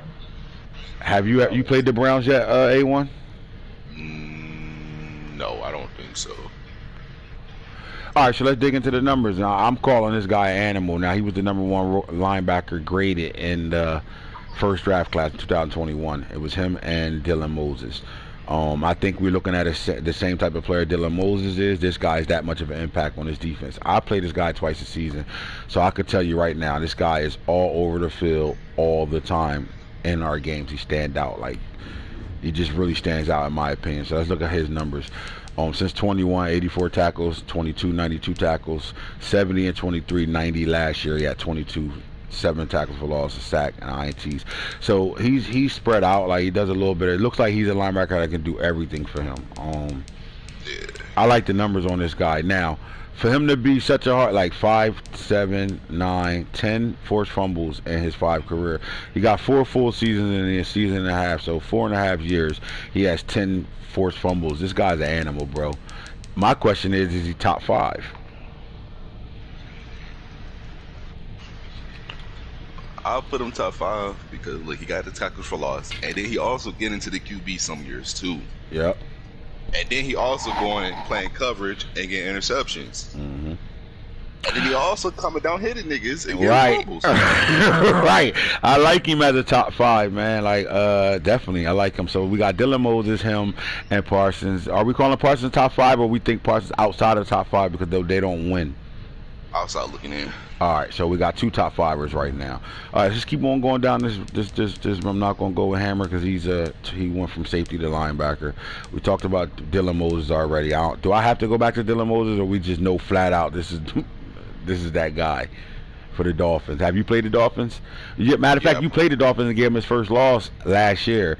Do you remember 51 popping up on the field, or you can't remember that much Doing of that the game? run? Yeah, but passing, not really. But anyways, I don't run like that anyway, so he's just out there just. Right, so he in coverage chasing motherfuckers around right now. That's all that was, yeah. All right, so yeah, we're in season 6 right now, Zeno. That's why you see a lot of 99s like that. All right, so look at his stats, man. 105, 108 tackles. His first 3 seasons, he damn near had 100 tackles every year, double digits with tackle for losses, INTs 4-7, 4.5 sacks, 3 sacks, 5 sacks, 9 last year, 2.5. He get to the quarterback for a middle linebacker. That means he blitzing the shit out of him. He's sending that shit with him for serious right now. Oh my God, 3, 6, 7, 11 forced fumbles in 4.5 seasons right now. This is an alpha male, bro. To me, he's the best linebacker in the league, in my opinion. I've played him plenty of times during our 6 seasons. I done played him 5 seasons of us playing. I done played him plenty of times, bro. And he's every game I played, even when I was able to play his computer, that guy made all the tackles. It was him and that safety he got. They make all the fucking tackles all the time. So I like him as a top 5. Anybody in disagreement with me at top 5? I like Dylan too because look, even though his tackle for loss is a little lower than Chaz, but he's getting to the QB more. Mm-hmm. And I think they picks about average too, about the same. Dylan definitely top 5 for sure. What I like about you could tell he blitzing him a lot, man. For him to have sacks like this at middle linebacker, he's coming right through that A gap all the time, like. So yeah, he get to the football, so I like him too. All right, let's keep it on moving. Keep on moving. I'm gonna talk about guys that. Malik Brown. I like Malik Brown. I watch him play a lot. I like him, but I think Hussein is better than him. I don't know if the numbers are gonna be better because I think the Bengals user is my player. But as far as my player linebackers right now, if any of y'all willing to argue that Brian Williams is top 5, I'm not gonna go through the stats. I'm gonna let y'all do it. I know. I'm telling you, I play this guy too. Is Brian Williams, or did he not have enough consistent seasons to be top 5? Just take a look at his stats. He played for the Steelers. My player linebacker. I'm not gonna go into it yet until y'all get there and look at it yourselves. Get y'all a little homework done real fast. I think this guy is legitimately a top 5 linebacker. Yeah, he got 24 tackles for loss. I think it was hooping last year. But is the consistency of hooping though? That was my argument with Falky when we did this off air. Anytime a guy got just like you said, your first stat that stuck out to you wasn't the 123 tackles; it was the 24 tackles for losses. So because I look at that 24, I think that's around. That's just an amazing season right that year, right? But 14, 10, and 12, that's just as demanding in my opinion. Like 12, every year he's been a double-digit tackle for losses. Now his tackles went up and down, 68, 95, 68, and then it's 123. But the sacks, all that stuff is all in the same area, 3.5, 5, 4.5, 4. And the picks is the same kind of averaged out too right now. I like this guy. I think he's might be the best player on his defense. Hell yeah. But does losing hurt him too as a top 5 guy? Has Steelers made the offs since Never. we started? Never made the off. Nope. That kind of hurts him too. Right. So I think you keep him outside of the top 5, but he's a Ray Lewis. He's not a Manti Te'o on the Oh, league. yeah, he's definitely a Ray Lewis. But you just need to, get him his first little playoff win. You feel me? Get him to the offs. Right. All right, so middle linebacker Hussein Brewer, the next my player we're going to talk about. I'm going to go into his stats right now. See, again, I'm biased with these guys because I play against these guys, and I know who stands out when I'm playing them. And number 1 stands all the way out when I'm playing him. But does his numbers represent a Ray Lewis or it's a Manti Te'o? I'm going to him right now. He only got, okay, his rookie year, he went crazy, right? Right. Then second and third year, he kind of fell off the map. And then boom, he came right back. 2024 last year went crazy with double-digit tackles for loss. He's kind of, I wonder why is his stats like that. This looks up like and user down, and right? not user. This looks like user and not user to me, though. Like, I mean, he ain't knocking heads off. 3 forced fumbles in 4.5 seasons. He's not knocking heads off, but he's covering. Let's see how many touchdowns he got. He got 4 touchdowns too at middle linebacker. Does he use him a lot, Ant? He does and he don't, yo. Like, he switches up on who we using and shit. Okay. I mean, he will be on it. Don't get it fucked up. He played with his my player. I just think, I don't know, bro. I don't know why it's up and down, bro. But he's kind of making me feel like a Justin Flo right now a little bit, though. Like that little up and down situation. I'm not gonna consider him a top 5 guy, but he's not. He's a Ray Lewis. He's definitely a Ray Lewis to me, but yeah, probably a top 5 Bengal on his team. Then you got Malik Brown, another Bengal middle linebacker. Let's check him out. See what his numbers is. Now Malik plays a lot of everywhere. He's listed at middle linebacker, but you've seen him at DN, outside linebacker. He's all over the place. So for that purpose alone, that he moves him around, he kind of does what Boone does with his my player, moves this guy around a lot. So we're looking at 65 tackles, 7 tackles for loss, 5.5 sacks, 4 picks as a rookie, 37, 3, 4, and 2. Then he comes back 64, 10, 8, and 2. Like, again, these are outside linebacker numbers right here. Does that hurt him that he's moving him at outside linebacker as well? Because we're talking about Ray Lewis, we're talking about middle linebackers right now. Yeah, it could for the conversation. It does and it doesn't because, look, because Hussein, he's going to be the number 1 middle linebacker, right? Malik is number 2 already, so he might as well play. Is Malik the number 2 over that? Is he really? Look, man, look, 1, he got 4. This nigga got 9. Hold up, 10. He got 13 forced fumbles, bro. Like, are we looking at the number 1 linebacker on this team? Holy shit! I still think the my player is number 1. Yeah, and then he's number 2. Yeah. And then you put Malik at different positions to help him excel, like at different areas. Right. Yeah, so Hussein's still the dog, the alpha male over here, and then it's Malik Brown. All right, so I like him. He's a Ray Lewis. He's definitely a guy that you got to pay attention to. That's nasty to have 2 linebackers shitting like that, bro. Like that, yeah. That's actually nice. Yeah. All right, so let's look at, and again, this linebacker got moved to middle linebacker. We're gonna look at John Farkas, the my player. He played with me. This guy was an animal on the field in real life. So let's look at what Falk got him doing. I'm gonna let y'all talk. Do we even consider him? I don't think he's a Manti Te'o, but is he good enough to be called a Ray Lewis? I wouldn't call him Ray Lewis. Look, his first 2 years, he did straight. You feel me? After that, he kind of fell off the map. So when he got moved to middle linebacker, he hasn't produced. Bottom line, because they outside linebacker numbers year 1 and 2. Okay, that's he fell off the map once he moved to the linebacker. Wait though, but is these middle linebacker numbers Manti Te'o though? Oh my God, he not. I mean, fuck, we got a Manti Te'o. Oh, he got to trade this nigga. Oh God. I mean, let's think about it. Does he belong at middle linebacker with these type of numbers? I don't think so. Nah, I feel like back to where he was. Get him in the position change. Yeah, get him in the position change. He's not hooping at middle linebacker right My now. nigga got the first Manti Te'o. Oh God, get him out of there! Come on, don't do my nigga like that. Not John Farkas. Oh God, Preston Brown with a position change and a team change as well. Let's look at his stats. We wanted to look at him at middle linebacker for 2 teams. So for 4 seasons he played for the the LA Chargers right now. So let's take a look at him. 58 tackles, 13 tackles for loss, 1.5 sack, 2 picks. All right, so just looking at the numbers alone. I feel like when Preston was on the Chargers, he got most of the reps instead of Farkas, the other guy. Yeah. So I see why the other guy's numbers so low. I think Preston Brown was the main middle linebacker over there. Yeah, that would make sense. Yeah. And this is another outside linebacker that got turned to middle linebacker. So he wasn't a true outside linebacker until this 2023 season 2. So for 2023 and 24, he got to play middle linebacker. I like his numbers better than Farkas though at middle linebacker. Like you said, he was the guy.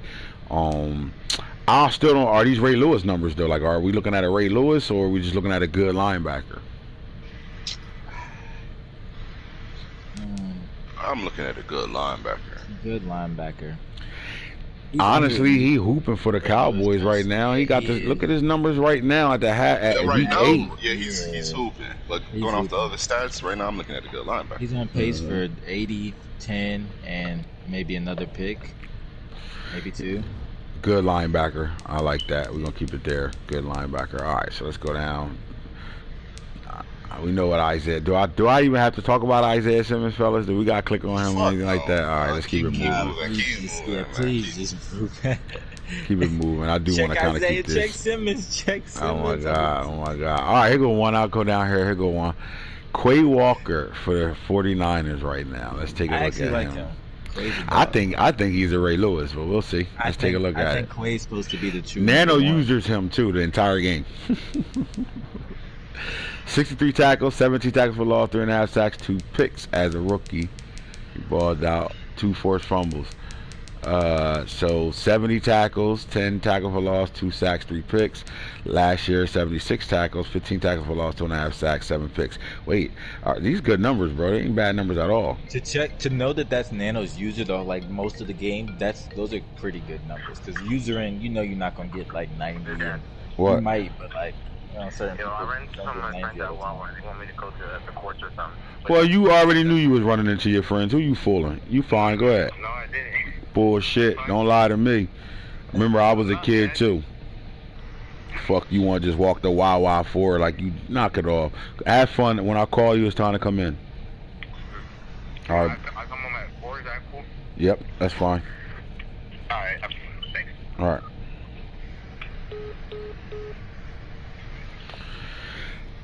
Top 5? Top 5 dead or alive? Are we talking about Quay Walker at top 5 dead or alive? Are we talking about Ray Lewis or are we talking about a good linebacker? Definitely a Ray Lewis, top 5, maybe not. I think top 10 for sure. And he's on the 7, 8, 6 side. Like, I think he's just a good linebacker. I don't even think he's Ray Lewis right now. I would say because he uses him like most of the game. You know what? I would give him that credit. He do user him all the time, so I'll give him that credit right now. Oh, and another lead. For usering, bro, this is pretty decent stats. Those are pretty decent stats for a user. Yeah, like it's not like he's the fastest, linebacker. He's 88, 92. That's what I'm saying. Like he still gets right with him. He do be balling with him though, bro. He be balling with him, bro. Like I'm telling you, like I just played him yesterday. Like. I was checking Walker more than I was checking Fred. Like, where's that kid at?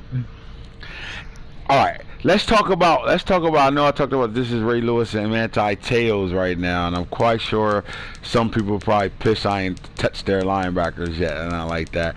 But let's talk about safeties. We don't get the safeties no love in the league, bro. We never talk about the safeties and what they doing in the league right now. I got the best safety in the league. All right, so the best because Falky thinks every player on his team is the best player in the league. So let's talk about this right now. I think we're forgetting. Make your argument for your safety being the best player in the league. The best safety in the league? Yeah, best safety, man. He's the best safety. I'm gonna stick with my gut and say that, man. He the best. To me, bro, he's the best ever. All right, so let's go find him. I gotta go to your team real fast. Let's go to Seahawks. Let's go find him. There are some impressive numbers. And then, all right, so are we talking about James Wiggins? Yeah, James Wiggins. All right, bet. Let's go to him right now. Let's talk about it. Now, we know James Wiggins got traded to you, so he had a few seasons in New Orleans. Hey, don't look at them first 2 seasons. You feel me? Don't look at that. I'm not mad at the first two though. 53 tackles, 4 tackles for loss, and 8 picks. Then he comes back, 89 tackles, 8 tackles for loss, 2 sacks, 5 picks. He's been productive his entire fucking career. This guy's a fucking animal. That second season, he had 5 forced fumbles. Damn. And how many defensive Look, touchdowns? 12 pass deflections, 5 and 12. Oh my God. He had 3 defensive touchdowns his rookie year. Jesus. And 12 pass deflections. You got to count now. I don't know why he gave him up. He's a demon. Oh my God. Oh my God. Look what he done since he got on the team. But then he comes up. But look, then he goes to a he's an animal, bro. Because anytime you can go to another scheme and just be like, fuck it, I'm still that guy. Now my question is this: is he back deep or he playing sub linebacker all the time? He's always back deep. I don't put him in sub linebacker. All right, I respect it even more now, bro. You looking at a top 5 fucking safety in the league right now, bro. Like he has the argument for number 1 safety in the league right now, bro. With these numbers, you're not gonna find 3 more safeties in the league with these type of numbers, bro. Like, you do got one that's the best fucking player in the league, being used by the Raiders, with that corner that got turned safety early in season 1. Well, let me ask you: would you say James Wiggins is a better safety than the Raiders safety? Was Brian Mills? Mm-hmm. Let me go look at Brian Mills real quick, man. But all this, listen. But see, look, we don't. Yeah, but that's the thing. Do you use your James Wiggins? It's like it's here and there. I use them like in different coverages. So I say this to say this: you don't have to use him for him to make plays, right? Nah, okay. I don't know. All right, that's all I'm saying. All right, so remember I just said that. So before you start taking credit away from yourself, you got a safety that you don't got. You can go play with DeMar and don't even got to touch this guy, and he gonna stand out. Do you feel that way about him? Yeah. All right, good. All right, cool. Now, in the same breath, you can't take away from what T does with the user. Period. Hell yeah. Right. Yeah. So, I think because of what T does with his user with the safety, he's on him 90% of the time. And those numbers is outstanding, but I still want you to stick to your guns. Is this the best? Is James Wiggins the number 1 safety in the league right now? We're gonna look at a couple of them. Hell yeah, I ain't gonna fold from that. He number 1 safety, user, anything. You feel me? I mean, he got 7 picks right now. We only at the halfway mark. Like at this moment, he's looking like he's gonna get 20 picks on a year. Right now too. You feel me? I like him. We're looking at an alpha male right now at safety right now. Who else? Is any other safeties that y'all played against that stand out? It's crazy because he came from the Saints. He was doing this thing over there, and he just came over here. He's producing even more. And that's when like when you got guys like that leave a program and they still like dogs, like they still play at a high level. They good shells and they really that good. I mean they could play in any scheme, no matter where they go. So I like him. He leading safeties and picks. My corner got 7 picks too. I can't forget about Isaiah Palomalo at all.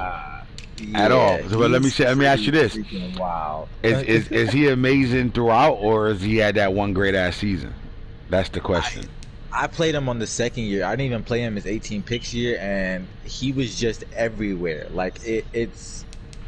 I feel like maybe he could get used better because of how much of a freak athlete he this is a guy that's not being used at all. All his numbers is I think not he should be human used sometimes. assisted. Because I think he would be insanely like where you can't get away from him. I promise you. I he think come down and play the run really well. But look, 61 tackles, 1 tackle for loss, 6 picks. 78, 3 and 5. He's then he always had that back. breakout He's not year. a sub linebacker. Lord, if he was a sub linebacker, it would be a wrap sometimes. Oh my gosh, like. Are we looking at a top 5 safety with these numbers? Yeah, I would call him top 5 because then like you're gonna like minus that one, even that one crazy season with almost 20 picks. Like he's consistently. Where's the pass breakups? Let me go look. Deflection. 6, 8, and 4. Here and there, coming from the back end, any touchdowns. 5 fumbles as a safety. That's big. 5 fumbles as a safety, Yeah. 1 touchdown though. He ain't a playmaker to go to the crib though. What's up with that? Yeah, I wish they would broken tackles would be like a sack. I mean, that's that. I wish that would be a thing. Hey man, he on the outside looking in, man. That's what I'm gonna say. That's my opinion. He on the outside looking. He's on the outside looking in, but I would say he's still like maybe top 5 because he doesn't use them all the way. I think his numbers would be up more if he uses them sometime. I think. I'm gonna skip around. Let's go to Andre Cisco for the Cowboys. Let's take a look at him. Look at the numbers on him. So we're looking at free safeties right now. 18 picks is crazy, but that really the only place he shitted. I don't know about top 5. I mean, I agree. I think he's solid. He's definitely a top 10. But all right, so let's look at Cisco. Numbers, I don't know. Like, Cisco definitely not top 5. Not at all. I was about to say Palomalo numbers is better than Cisco, so we might as well keep it moving. Bounce around. Shit. Yeah, we all right, so look at Paris Ford. Let's see what he did over his 4.5 seasons. Nope, we out of here. About somebody. Hold on, let me I don't even know why I stopped there. What about Daxton Hill, the number 1 rated safety I was on about here? to say, what about Daxton? Let's dig into it, Mr. Nano's defense. All right, so 7 as a rookie, 61 tackles, 4 tackles for loss. Then he only had 1, but his tackles went up. Tackles for loss stayed the same, and he had 1.5 sack that year. Last year he had 84 tackles, 6 tackles for loss. That year, he could have been a different, like a strong safety, not a strong safety. They could have had him. He not that Dean. He ain't alpha male, bro. Not yet. Like he got work to do over there. He need one more season. So that really is making Wiggins stand out a little bit more. Can we check Collier? Is that how you say his name? What's his name? Teron Collier. Collier, Teron Collier. Yeah, this. Remember when I said when I play his team is either the linebacker or the safety making all the damn tackles? You're going to see that right now. I ain't gonna lie, Collier is he's pretty diverse with these stats. These look like James Wiggins numbers, and it doesn't look like he's getting used. He's the my player too. That's his my player, so that's him. I like this. I like what I see over here. Oh my God, these numbers. Let's go look at the forced fumbles. See if he's knocking heads off. 4 of them on a career. Touchdowns, he got 2. All over though. Deflections, yeah. I still don't think he's better than James though. Nah, he's not better than James. Yeah. I mean 9, 5, 8. I mean he's consistently getting picks as well too here though. Like he's an alpha male though, bro. Oh my God, every stat is really good on him. It's filled out. He's a stat stuffer. Yeah, he's a stat stuffer. If we haven't found another guy to call top 5 outside of T's, we ain't even go to T guy, but we know he's top. He might, he's arguably the number 1 safety. So arguably, I'll call him the number 1 defensive player in the league. So we got James Wiggins, we got T's safety, and then we got this guy right now so far. Like as of right now, looking at free safeties, there's no, you know what I mean? Oh God, like, he's balling. Now I would say Jacoby Stevens, but he got career at linebacker first though, so we got to leave him alone.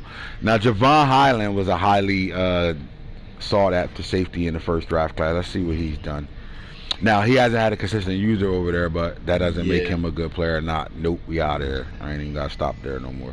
Keep it moving. How about Richard LeCounte the third? I said niggas was dumb for not going to go trade for this guy, so that it has to be a reason, right?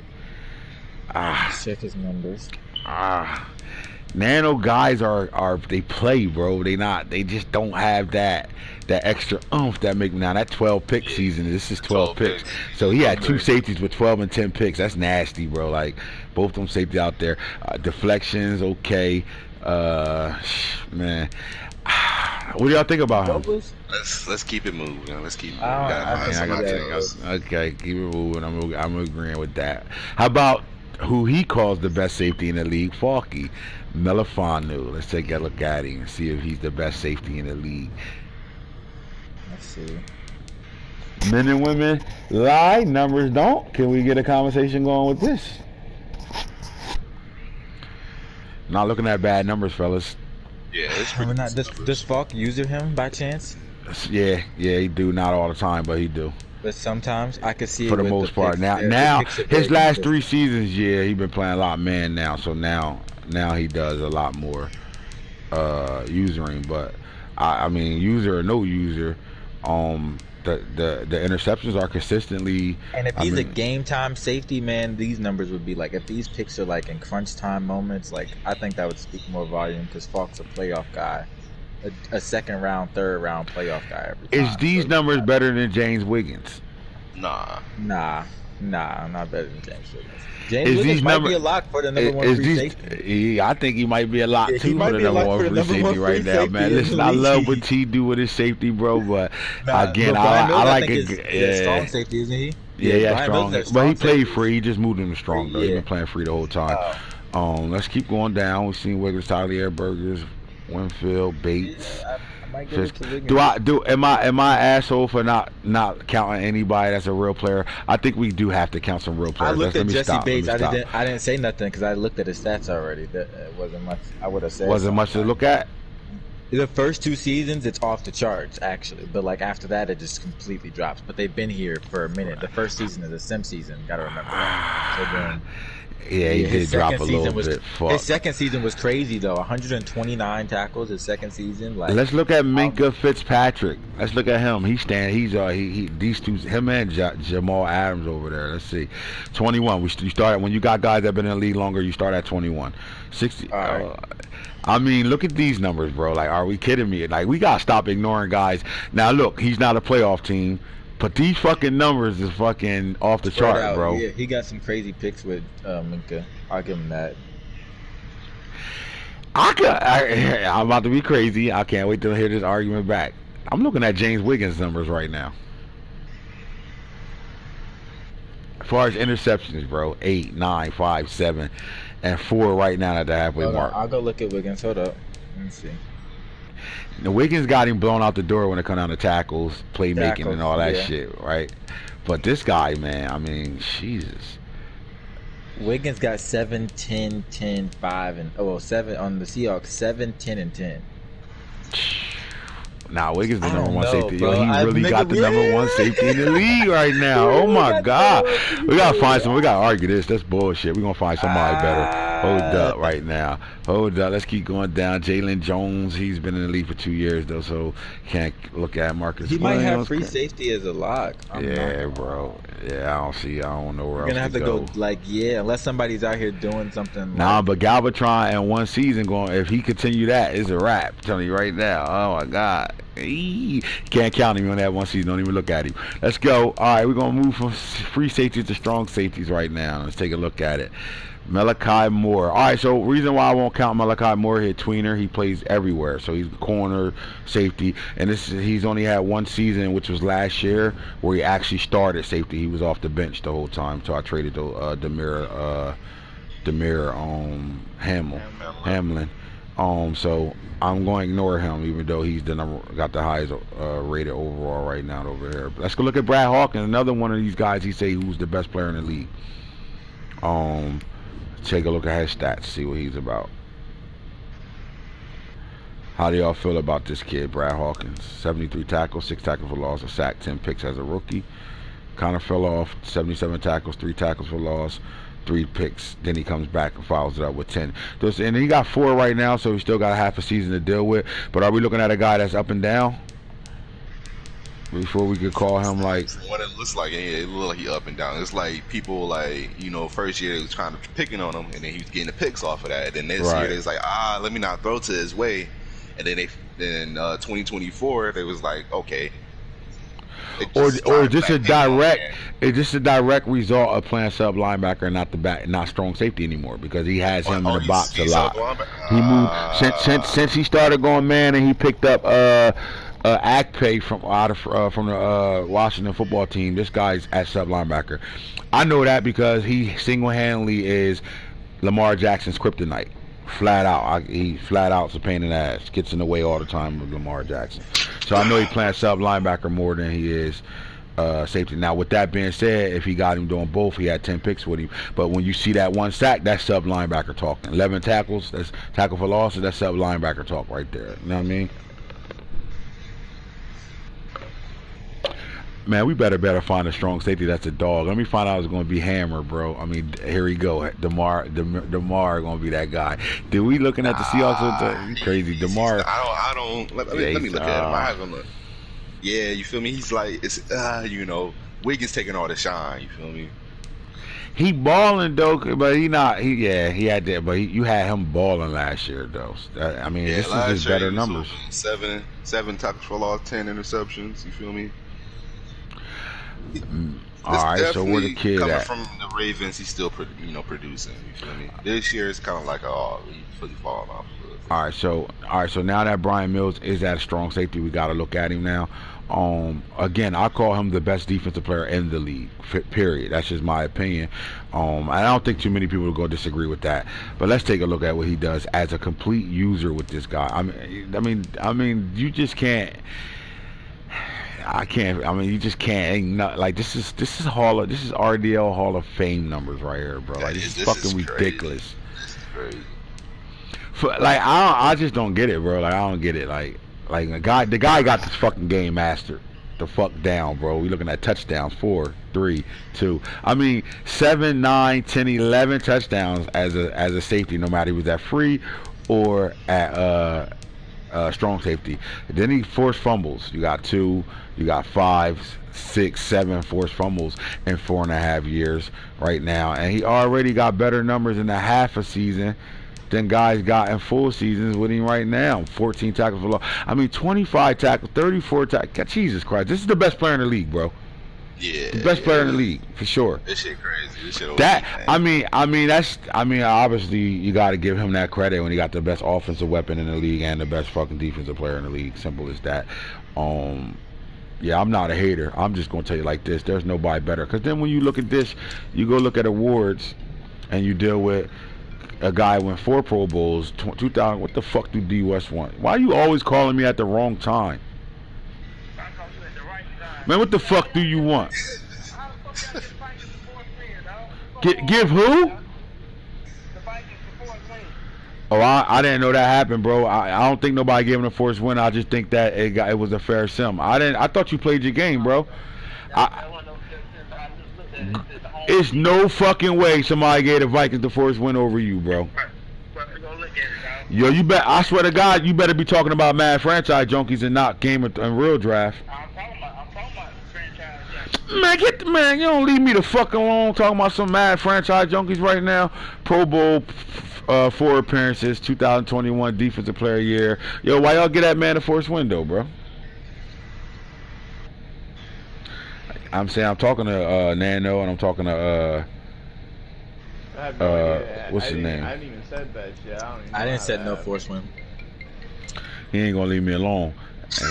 He not. He like, I paid my dub. I wish the fuck you would hang up on me. I love this nigga. Hey, yo, bro. That's the guys that be advancing the league. I don't know what happened, but what I can do is tell you, just give me 2 guys you want to upgrade it, bro, and I'll take care of it. And it's super early. If you don't win a game, you don't get in the playoffs over there, then you just don't need to play Madden. My bad, bro. I don't control the advances over there, bro. Like, so you really need to call Nano, Max Payne, or Shoguns. It was Shogun's fault. I can guarantee you that. Let me get my safety, Darnell. All right, can I get finished my real talk before you tell me who you want on? All right, my boy. All right, D West crazy, bro. That motherfucker don't be hearing nothing. Fucks with D West, man. Their whole family. No, we're not actually. T a asshole. I don't like T. Lil T, alright. He an asshole too. Only reason I don't like T because he hang with Ruff, but me and Ruff boys now, so I like T. Confused as hell, like a motherfucker like that. You just say anything right there. Nah, man, Ruff my boy right now, and he gonna piss me off eventually. He my boy right now, though. That's my guy. All right, let's look at D West, my player, bro. I think this is one of the best. He said, "Fuck you too." Yo, tell me D West, my player, ain't shitting, bro. Let me go look. I think I got one of the best. 1, 2, 4, 5 forced fumbles as a strong safety. No TDs, but he got 5 forced fumbles as a.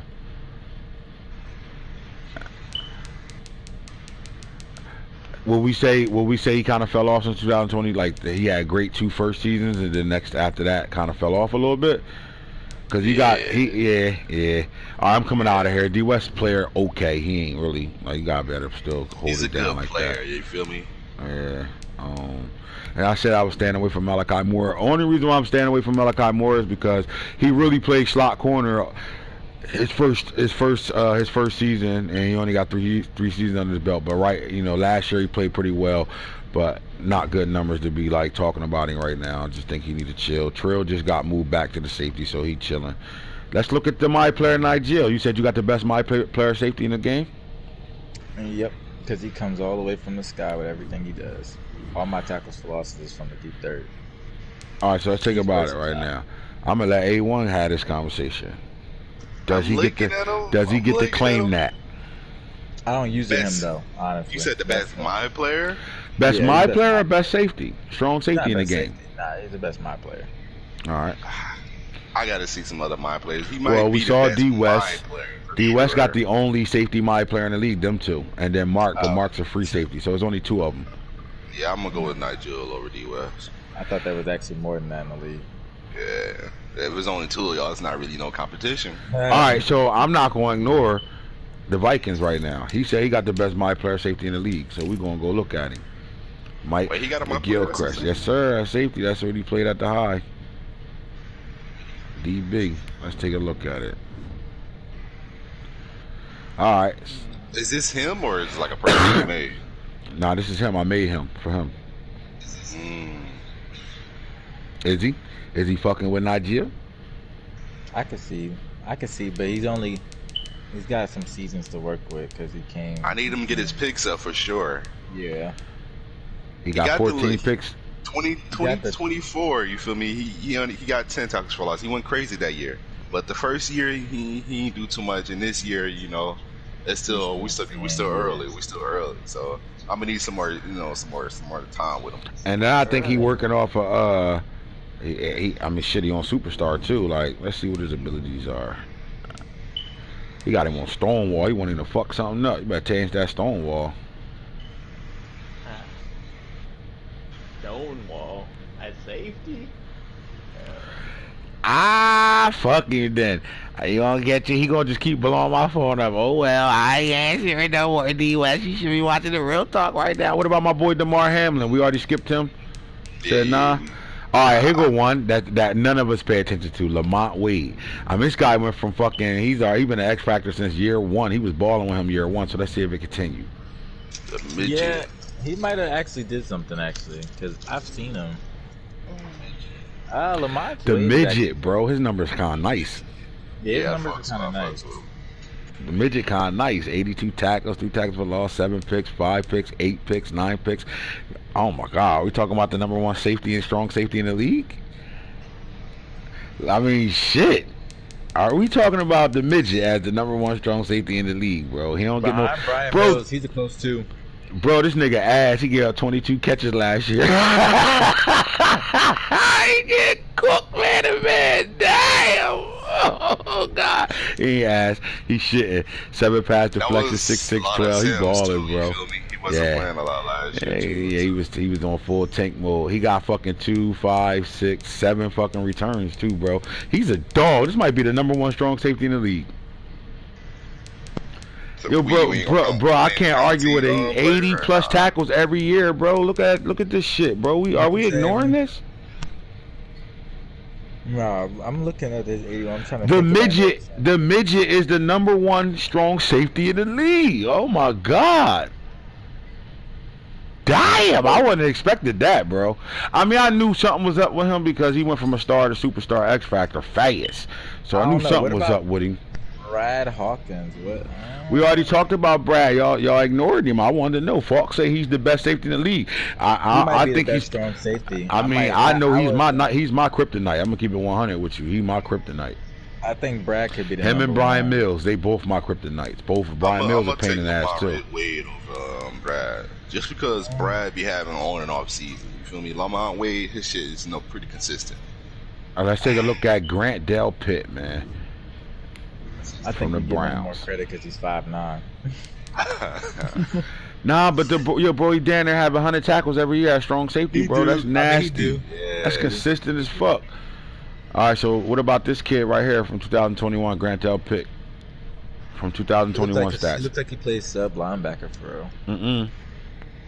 No, the fuck you don't. His sub linebackers is actual linebackers, Yeah, and niggas gonna be in trouble when we get the motherfucking next year 22 because if a nigga ain't 215 pounds, they ain't coming down to that sub linebacker no more. I'm telling you right now, niggas gonna be mad as hell sliding all these 175-pound fucking safeties. I'm doing it right now. I got fucking corner / safety playing sub linebacker. You can't throw a pass on that motherfucker right now.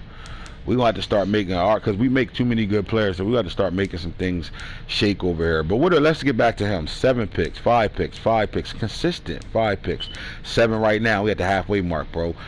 This is a dog, bro. Yeah, Delpit's a dog, and he's a star dog too. So I'm about to say, you know, he doing all that without ability. You feel me? Yeah. And then he got 3, 4, 7 picks, touchdowns on defense, bro. That's a lot of touchdowns for DB. Do we take away? Well, take away what? I was gonna say, do we take away Jonathan Abrams' past years on Vegas? Nah, you gotta count Jonathan. You can't just walk past Jonathan like he ain't been out there. I don't give a fuck where he at. He just got traded, bro. This nigga, he just as good as the other motherfucker over there that he had. So let's look at the Las Vegas years. 89 tackles, 10 tackles for loss too. I mean, he got the same fucking. This guy had 20. You go find wild. Brian Mills and look at their 22 stats and tell me one had 34, the other one had 20. Jesus Christ, bro. 2022. Man, you know what, T? We gotta have a session today, my nigga. I need to talk to you. I need to figure out how the fuck you getting, cause I come down screaming like that with my safety. Outside of niggas running stretch and you could just blitz the A gap shit. He gets to every tackle no matter who he using. I need to know how because I get washed, blocked, miss shit. Put me on, buddy. You came down with that safety yesterday against the Vikings. I tried. Nah, it was against the Steelers. I tried to knock that fucking running back head off. Ran right by him. I ran right the fuck by him, bro. I don't know what the fuck these niggas. But see, that's the thing though. That's why I say you get these niggas credit because we fuck with A1. With the wiggle shit all crazy and all that, but at the end of the day, bro, that's the game right now. And everybody has the opportunity to do it. It's like I said last night, I came screaming down with the safeties, and I met the running back in the hole and straight missed him. Ran right past that motherfucker. Woo. And that's what, like, yo, you know how hard it is to do this? Like, just really think about this. You know how hard it is? I mean, meta, now I fuck with T all the time, that meta shit and the man-to-man OP, we know that shit, and putting the purples on the field, that's all meta shit, right? And we know that. That's why the shit's out there. That's why the YouTubers all do it, because that shit stops the game. That's the glitch part of the game, right? Fuck that. This nigga be using that safety and make every tackle. He could come down and play action, and you play action him, and he still get back there to pick the pick off. Like that's skill, bro. Like, I don't know what the fuck else to call it, because he defines logic the way he plays with that safety, bro. Like, you literally know he on the safety, and he is cheating at everything. That means you could hit him with a play action, and he coming down in the box and still making plays and back deep with these guys, bro. Like, I mean, have we seen anybody do shit like this, bro? 20 tackles for losses with a. Like, we talking about safeties, bro. We're not talking about like, this is worse than a nigga that got fucking inside stuff on their D tackle, bro. Nah, for real. That's the toxic trait he has. That's what it is. Are we gonna? You can't skip past Derwin James. He had 20 tackles for loss too, but he also plays sub. Now, I don't respect Derwin James because he had middle linebacker the whole time, bro. He's using the middle linebacker. This season is the only season I haven't seen him at sub linebacker that much. He's actually been playing back, but still. I'm trying to look. Let me look. You get penalized for me when you ain't playing a true safety position, in my opinion. He been at middle linebacker the whole time. I wonder what he did for Albert. Does he do anything for Albert? Like, Derek Foster Jr. is kind of inconsistent, but he's had some nice spurts. Did Albert not play 2022? Nah, yeah, he tanked one of them years. I don't know if it was 2022 or 2021. Go look at Derek Foster Jr. Actually, he's not a bad strong safety. Well, he's one of the fastest fucking safeties on the game right now, so yeah, he better do shit. This nigga had 9 sacks in 2023, bro. He played that year too. I just don't like. I don't like the inconsistency with interceptions, man. When you talk about DBs, man, interceptions mean everything. He said I got a safety with 10 tackles and another with 12. Well, you just like T. We know that. We know you not play with them safeties too. Nigga can't even run stretch on you. They got to take that out their playbook when they play you. You coming screaming right through that A gap. Ooh, come here. Get over here! But you listen, you need to be quiet right now. You have no conversation in this best player in the league talk. You just got back. God damn it. I don't care if your corner leading the league in picks. You just got back. We looked at Paris Ford, bro. Paris Ford, terrible. You had that motherfucker out there looking like a bag of salt. You want to see him again? We'll show you again. This is Paris. Oh, that 4-9 showing the fuck up on Paris right now. Go back to sleep, dog. Get ready for work. Talking about some Paris Ford. You know, get the fuck out of here. Who's the best corner in the league?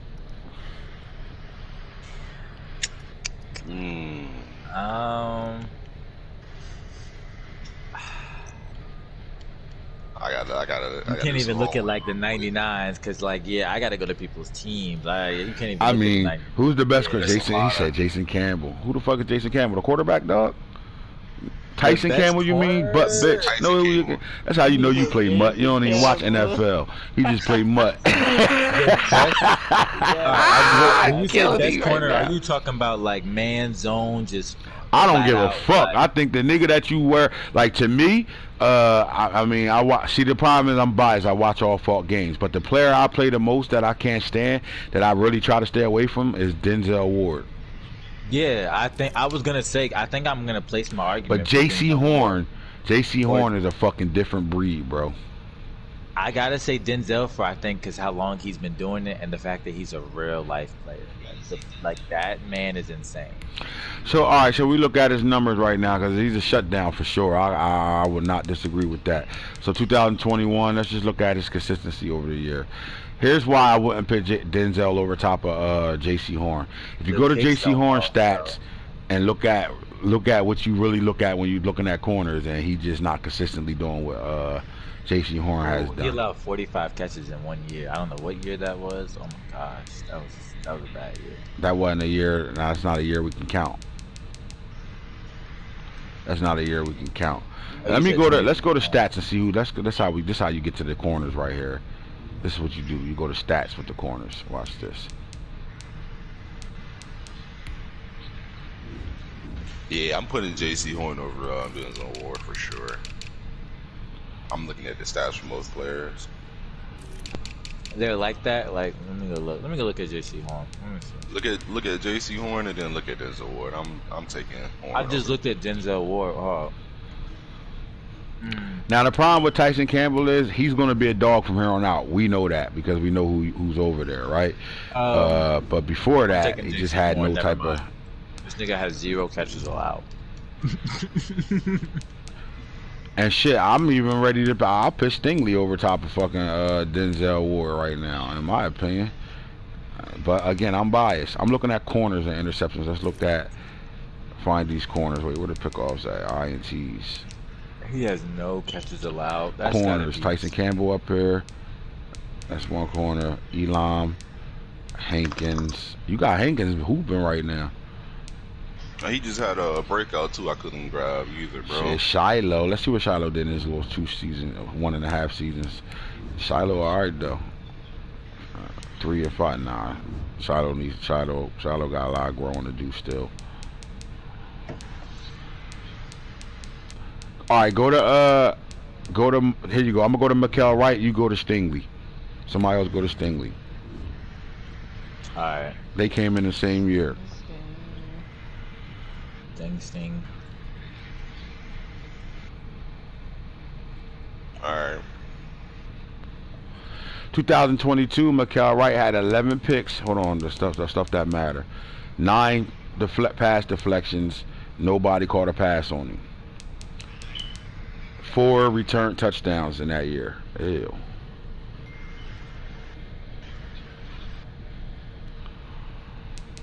What year was that you said? 22 is rookie year. What Sting do? Stingley had 7 interceptions, 11 pass breakups. In his rookie year? His rookie year, he has 17 interceptions. Yeah, 17. That's what my fault. That's what I thought I said. 17, 11 pass breakups, no catches allowed, and 4 defensive TDs. Touchdowns. 4 touchdowns too. Yeah, they was rocking. Both of them was balling Stingley's that year. had double-digit pass deflections every year, and he has 7 already this year. All right, so in 23, McHale had 4 picks. He had 6 pass deflections, no return touchdowns in his second season. Stingley had 11 interceptions, 13 pass breakups, no catches allowed, and 1 defensive TD. All right, so in 24, 8 picks. He had 8 deflections, 8 catches allowed, and 1 return. Stingley had 8 picks, 15 pass deflections, no catches allowed, and no defensive TDs. But see, the no catches allowed stat kind of killed me because I watched Stingley get walked by a couple times, bro. Where it's man to man, so like I don't understand what they count. I think catches allowed is if they had chance to make a play, like when you're not getting dunked on, but like if there's body contact or if you're in a zone. And I can see that. I can see that because I've been walked by a million times. Yeah, if they don't have a play on it, I don't think they count it as a catch allowed on them. All right, and then right now he had 5 interceptions. 2 catches allowed and 5 deflections, and he also has he don't have no returns though, but he has again 2 catches allowed, 5 deflections, and 5 picks right now at the halfway mark. Stingley got 5 interceptions, 7 pass deflections, and no catches allowed. I think the no catches allowed is just the most scary stat. It's McCall. So ready. McCall Wright has an MVP though, as a Super Bowl MVP guy though. So he had a Pro Bowl appearance and Super Bowl MVP. Is he a shutdown? Do y'all consider him a shutdown corner? Yeah. I think he's somebody you definitely got to identify on the field. And I think catches allowed come from CPU games too, because when you play CPU, you get more catches allowed on your CPU. Mm-hmm. For some reason, when you play CPU, you get more catches allowed, and niggas don't play T like that. You feel me? So right. I agree. So I only reason I went to them 2. They both came from the same draft class. So like you know what I mean. I wanted to talk about those 2 as a whole, as together, because I think that's when you look at the top tier corners in the league, you got that first wave and that second wave. Is there a corner that we're not talking about at all that we need to be talking about? I was looking through while y'all were talking. You could take a look at I looked at Sean Wade. I looked at Israel. I'm not really. All right, ready? Let's do it like this. I'm gonna go through teams. I'm gonna see if we're going. This is what I'm gonna do. I got it. I'm gonna go to corners. This is how I'm gonna do it right now. All right. So I'm gonna look at the number 1 corners on the team. Stingley, top 5 corner shutdown. Right? We agree? Yeah. Right. All right. Let's go to football team. Now his number 1 corner is Israel M, the Muka Nui guy. Are y'all looking at a shutdown? Top 5, top 10 corner, great corner, shutdown. You either go top 5 or shutdown. I'm gonna give him a shutdown. I'll give him a shutdown. I like him as a shutdown too. I watch a lot of his games, so I know. Let's look at the Saints. Do he got anybody on his team that we consider a shutdown? It seems like his number 1 corner is Greedy Williams. I feel like his number 1 corner is either Boodle or Tate, but we gonna skip past the Saints. I don't think you got a true number 1 though. Yeah, what about you? Do you have a true number 1 corner over here? Yeah, your corners have been changing yearly though. So yeah, Matt Hank has been over here. He hooping right now. Matt Hank has been over here for a while. Matt is my true number. It's my guy. Do you consider him a shutdown? You comfortable with putting him on anybody's number 1? Yeah, I'm comfortable putting him on anybody's number 1. Mm-hmm. And it doesn't show in the stats, but I'm still catches comfortable. allowed. I say it's catches allowed a little high, man, but I can feel it. Is Shaquille Griffin a shutdown corner in this league still? Hey, when he was on my team, he was a shutdown corner. If you look at the stats, he was a shutdown corner. I agree with that. I saw that. I'll attest to that. Yeah. I've played him twice already since he had Shaquille, about 4 times now. Because he got him last year. So yeah, I like him. I don't think he's a shutdown though. I just think he's a good corner to have on your team.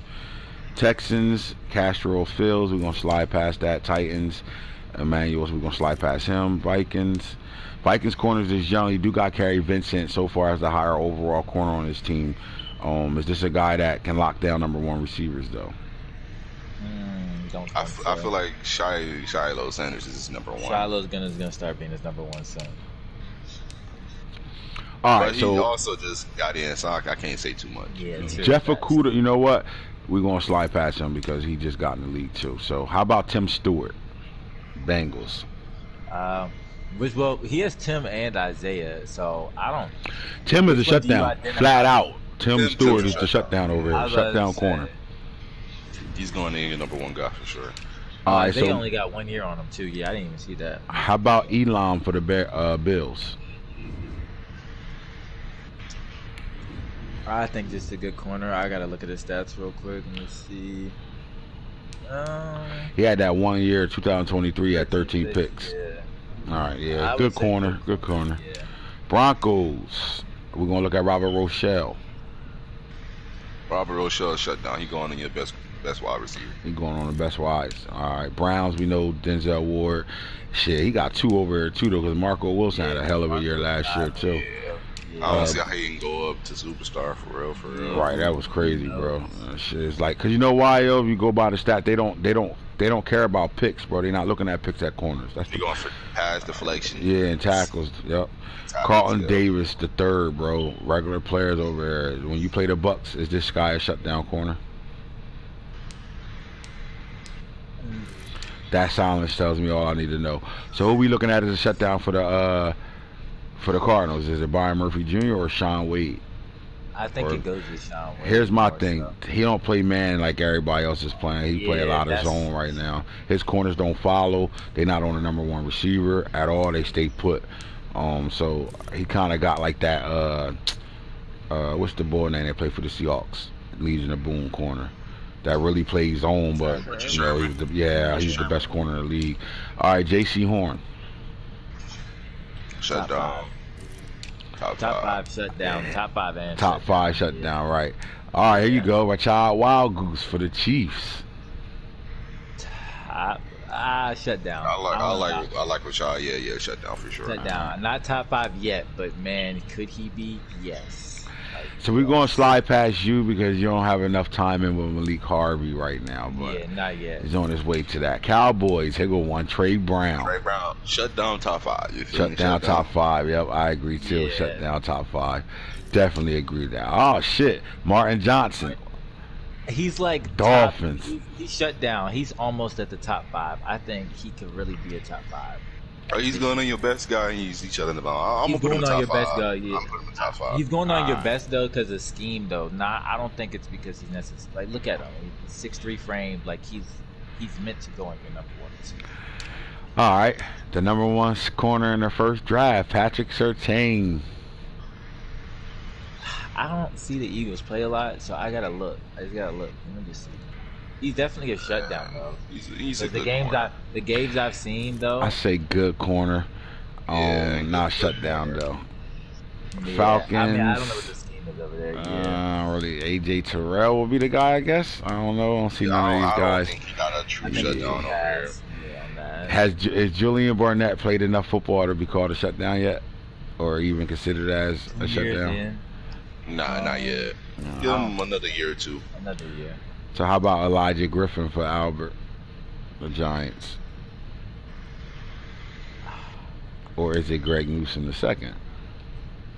I feel like it rotates. You feel me? I think it rotates because they're not. Yeah, I don't feel like Albert follows. I feel like he keeps. He plays like where you know what I'm saying plays. Khalid Farley for the Jaguars.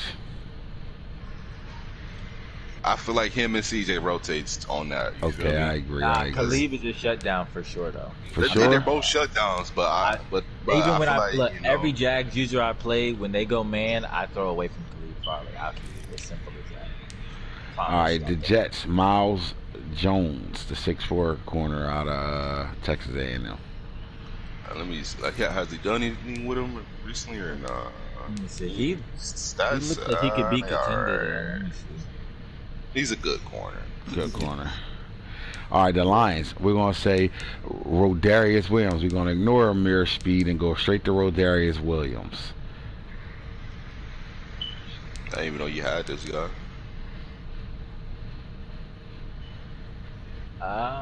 Good one corner. year. That's it. Good corner. What about Amir Speed? Yeah. Get just good corners over there, right? He just got blazed. Yeah. Just he had a few good years with speed. I'm gonna go with good corner though. All right. So we at the Packers right now. You got two to look at: Alexander and Stokes. Eric Stokes Jr. or Alexander? Jair still a shutdown? You know, he was one of the best corners in the league from day one. A couple leagues ago, yeah, like I mean a couple years ago, I would still argue he could be a shutdown.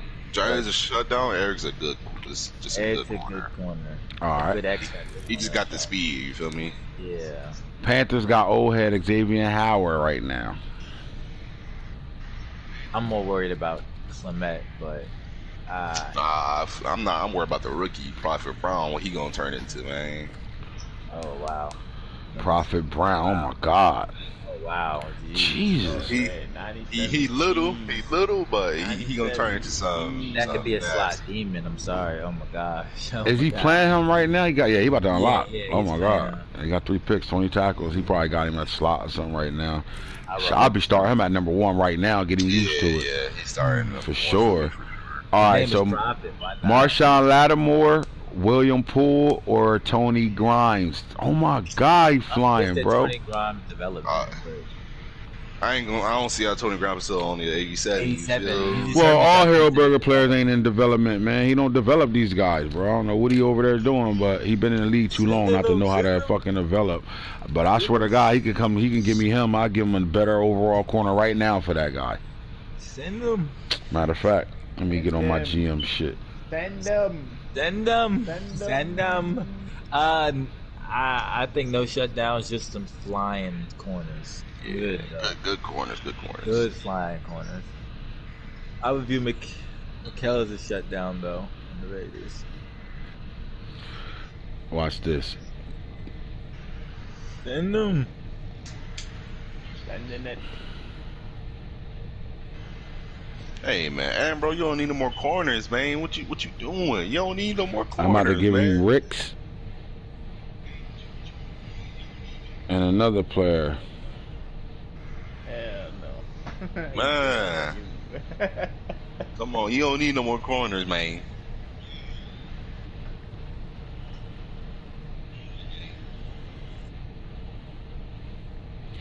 You know.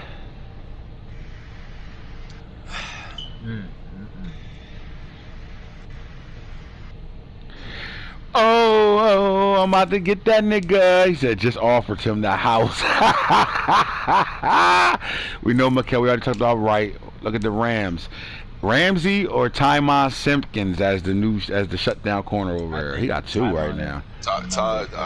Tymon's the number 1 guy. Ramsey is going on your second best. Tymon is going on your best. Yeah, I think I'm comfortable with both of these guys though. Like that's a hell of a combo to have right now though, bro. Like you ain't looking at 2 little niggas either though, bro. 6'1", 6'3", just balling right now.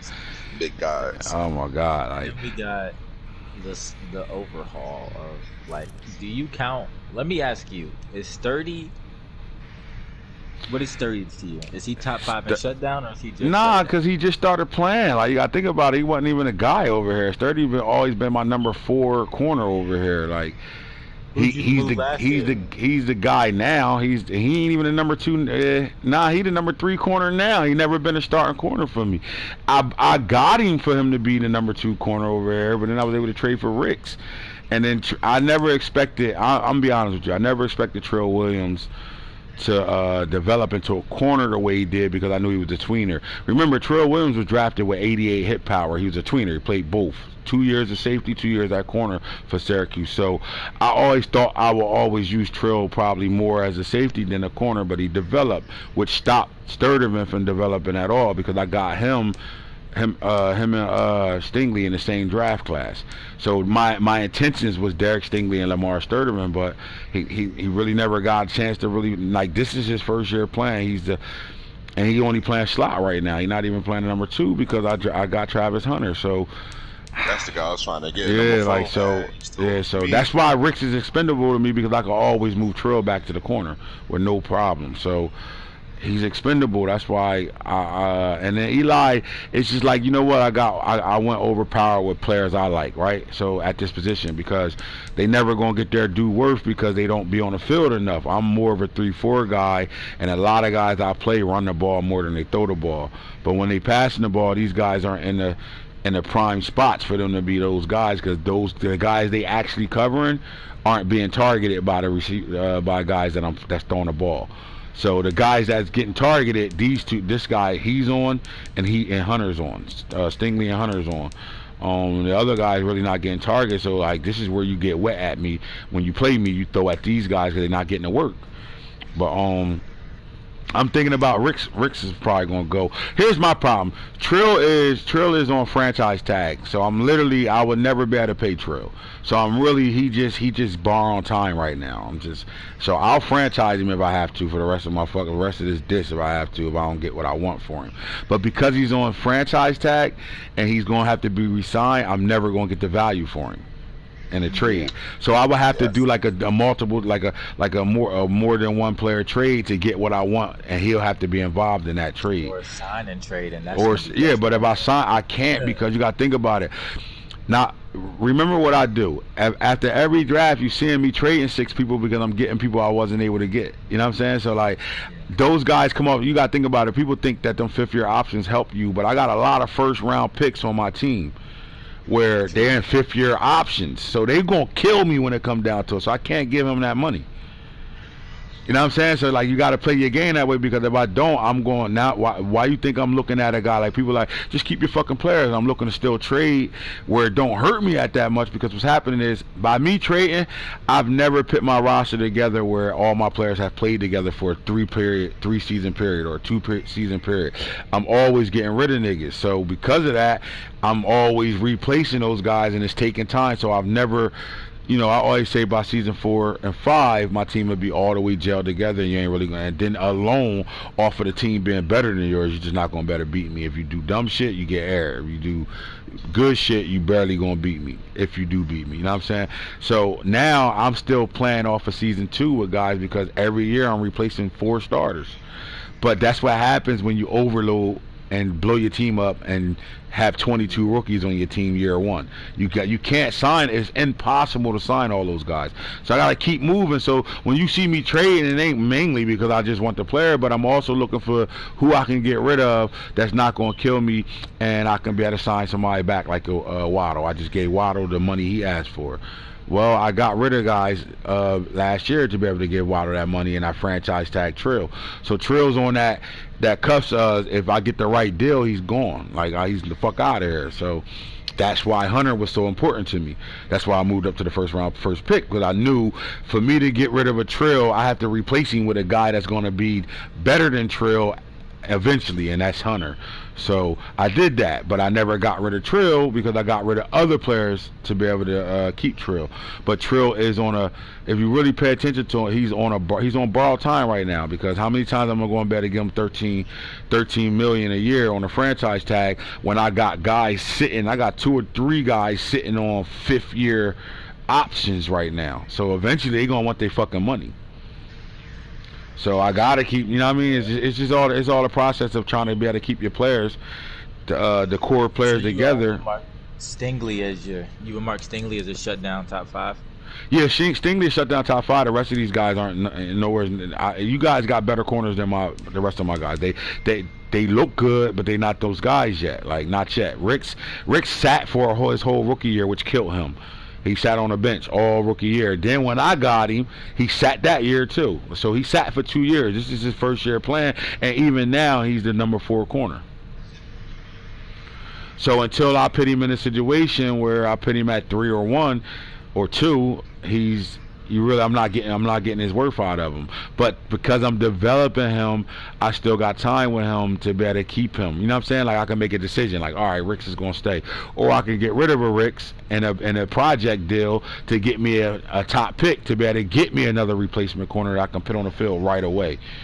Now the whole thing is to be able to keep up with the gelling these guys together, and like, if I gotta replace them, I gotta have a guy that can get to this 93. Like, this guy was an 83 coming out. He's already plus 10 now, 93.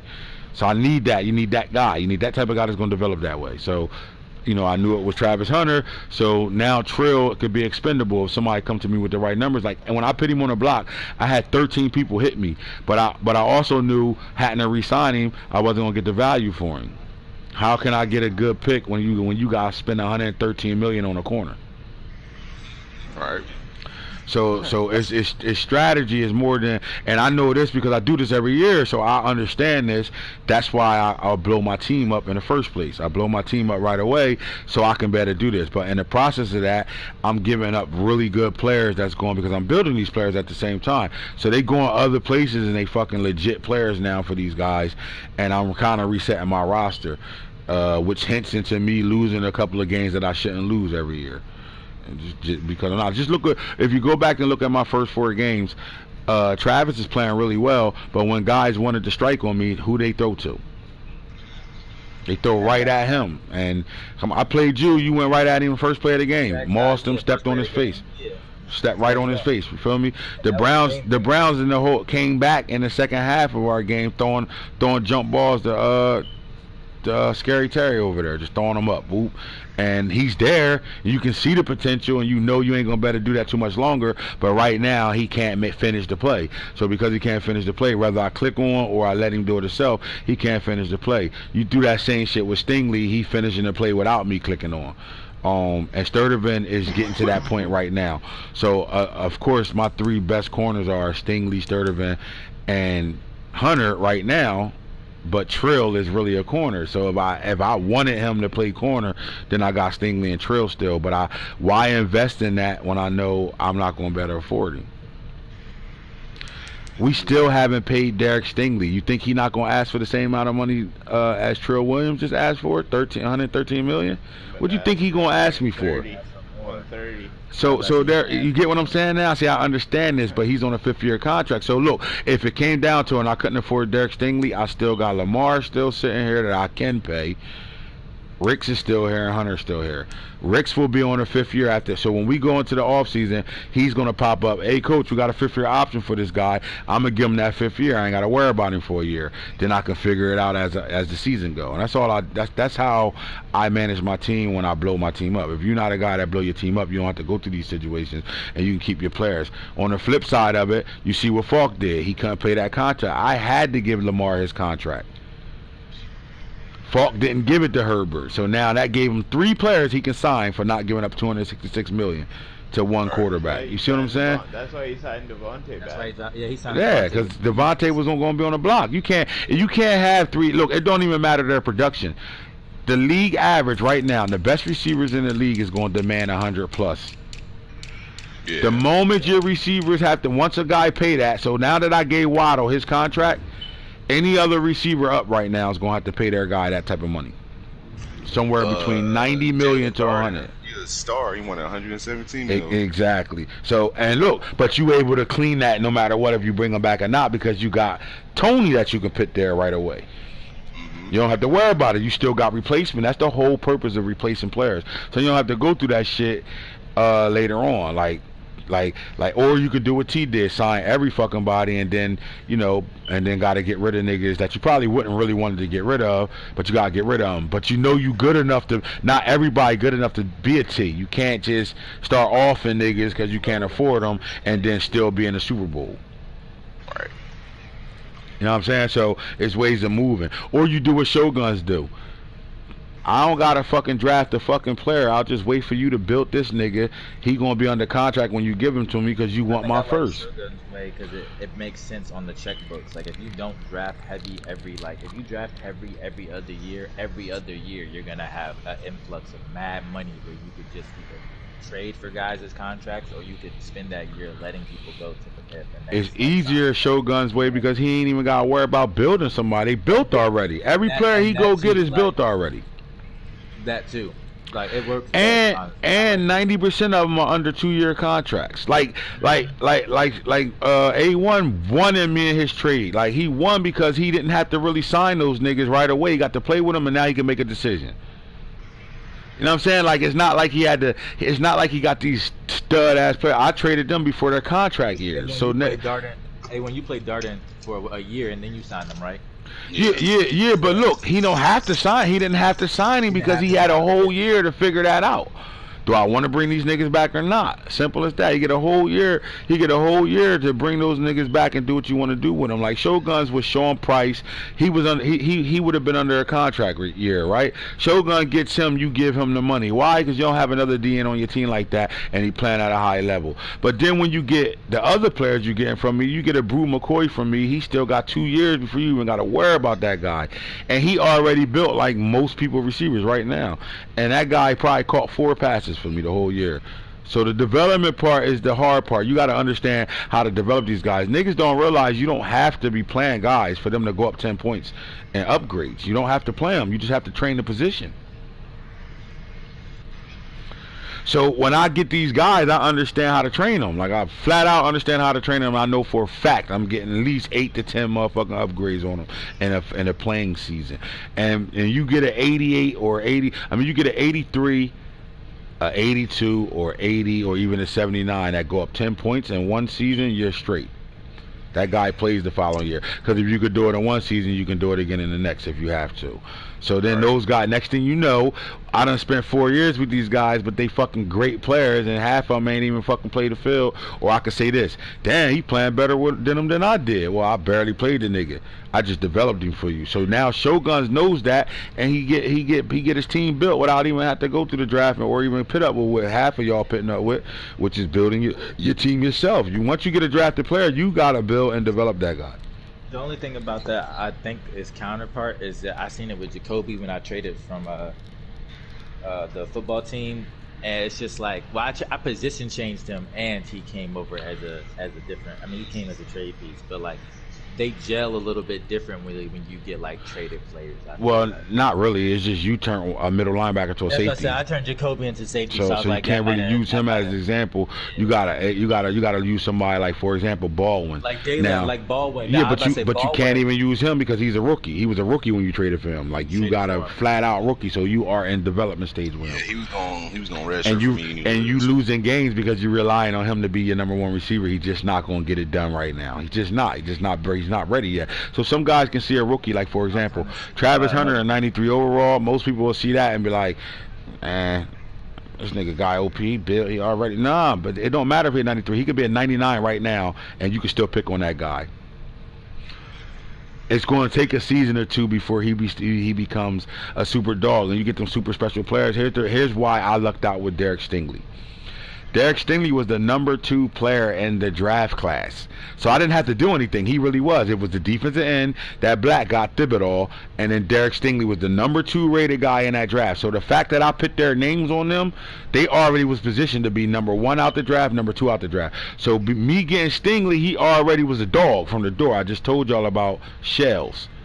You know what I'm saying? So I got the number 2 corner. I got the number 2 overall player rated in our draft. Not because I edited him and made him better. If I'd have left the draft class alone, the cornerback would have been the number 2 player in the draft. Right? So I got him at 1, and it was great pick. All right, then look where Black got Thibodeau at, and then go look at his production because he was selected to be the number 1 player in the draft. Go look at the DN Boone drafted by computer this year. They drafted him the number 1 player in the draft. So if you don't set your board, the computer is going to draft the number 1 player left on that board, the number 1 player. So if you look at the guys that drafted this year, the Texans didn't draft, the Steelers didn't draft, and Boone didn't draft. All was in the top 10. This how it went. DN was number 1, outside linebacker was number 2, outside linebacker was number 3, outside it was another player at number 4, I can't remember, but I know the quarterback was number 5, which was McCord nigga. He was the number 5 player in the draft. Well, I drafted Hunter. He was the 12th pick in the draft. They said I reached. Falk drafted Shador. He was underneath Hunter, so he reached. But Boone at 3 got the number 1 player rated on the board. That's a great pick for him. And then at 6 and at 8, the Steelers and the Texans picked, or at 6 and 7, 6 and 8, whatever they was. They picked the next 2 players on the board, so they got great players. So now, when you put them on your team and you just watch them play, they're gonna play at a high level because they're good shell players. If that makes sense to y'all now. So when you're looking for players, you gotta look for that. Like, so now when you drafting, you'll see it. Like After I'm done editing, Malik Brown was rated the #1 player in the draft when Falk drafted him. But that's because I edited him. We're not talking about in position-wise. None of the running backs was in the top 10. So when you get those guys in the shell, like, so for example, I'll show you right now. If you go look at the draft class right now, right, I can't control this. I can't control this right here. I'm going to it right now. I can't control who they got as one. So a left tackle is the #1 player in this draft. The person that get him got an animal right away. Then the next player is 2 quarterbacks, Quinn Ewers and Ty Simpson. So if you draft these guys, more than likely you're not going to have a crazy rookie year with them. What I mean by that is you ain't going to see too much of a bad year out of them. Like, they're going to play at a high level. They're the top draft. So when you look at these top 10 guys right here, these top 10, all the way down to Jahad Campbell, these are the guys that when you pick them, no matter where you pick them at, and all these guys ain't going to be the first picks off the draft for it. Who says the left tackle? They're not. So somebody going to get steals, 5th round, pick 15, 2nd round, 3rd round, shit like that, because you're not going to be picking up defensive ends that early. So these guys are going to be steals when you get them, and when you get these guys, they immediate starters because they're going to play just like they've been on your team for 3 years. They're going to gel with your team. They got good shells, and the guys that understand that, they're gonna win, bro. It's just that simple. If you understand that, you know it. Like, so how many times you hear me say I ain't even making this pick? I'm letting the computer pick my team. Fuck, pick my player right here. Boom, they draft me. Where the fuck does D tackle come from? Oh my god! And it's like, how? Because the computer, the game is better now as far as the computer AI. They're gonna draft. They're not gonna draft completely your need. They're gonna draft the best player on the board. So you think traded players perform like usually pretty? Like when you traded for Bateman, how long did you give Bateman before he jumped? I gave him a season. He think about it, bro. I got my ass whipped by Falk in the playoffs. Better team, more gel team. Then? Yes, he couldn't get off a jam. Okay. But now this year is nothing's doing. This year he gonna better. You ain't jamming him. Falk ain't gonna better do what he did to me. How he did me that last playoff game. He ain't gonna better cover me like that. So yes, Bateman. Like, just go look at the highlights of the Steeler game and see the difference between Bateman this year and Bateman last year. I'm throwing 3-yard passes from the 3-yard line to that nigga, and he gonna go get them shits. Difference. So like Jonathan Abrams that's on the Falcons team right now. In 3 games, Jonathan Abrams is gonna look like T without all the essential things that T do with him.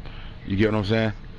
Like dude ain't gonna use him like T, but that guy his interceptions gonna go up, his tackles gonna go up, and his play gonna go up right away.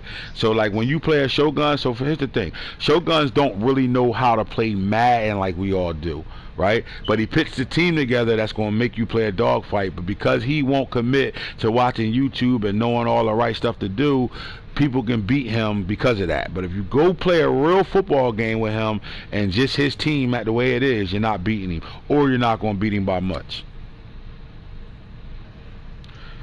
We just different because we watch we know YouTube, we know the games, we know what's the glitches, we know everything, right? Because we know everything, it puts us in a different bracket than some of these guys. So Shogun, if I did what Shoguns did, I would barely lose a game. But I like the whole part of GMing, building my team from scratch. I like that whole part. That's why I can't stop trading, because I enjoy that part of the game more than I enjoy playing the game. So it's either who are you? You're a guy that want to win. You could do things like Shoguns, the way he move. There's some guys in this league that should move how Shoguns move, and their team they won't have to worry about it. So why gamble on I hope this guy's a superstar when you can go get somebody else a superstar? Think about that. That's why I said that's one aspect that like he definitely like. I think it was just smart when he talked about it. That was like I think it was like 2 real talks ago, or something like that. But you know what I'm saying. But really think about it. Let me ask you this, hey Sean, you didn't even get superstars from me.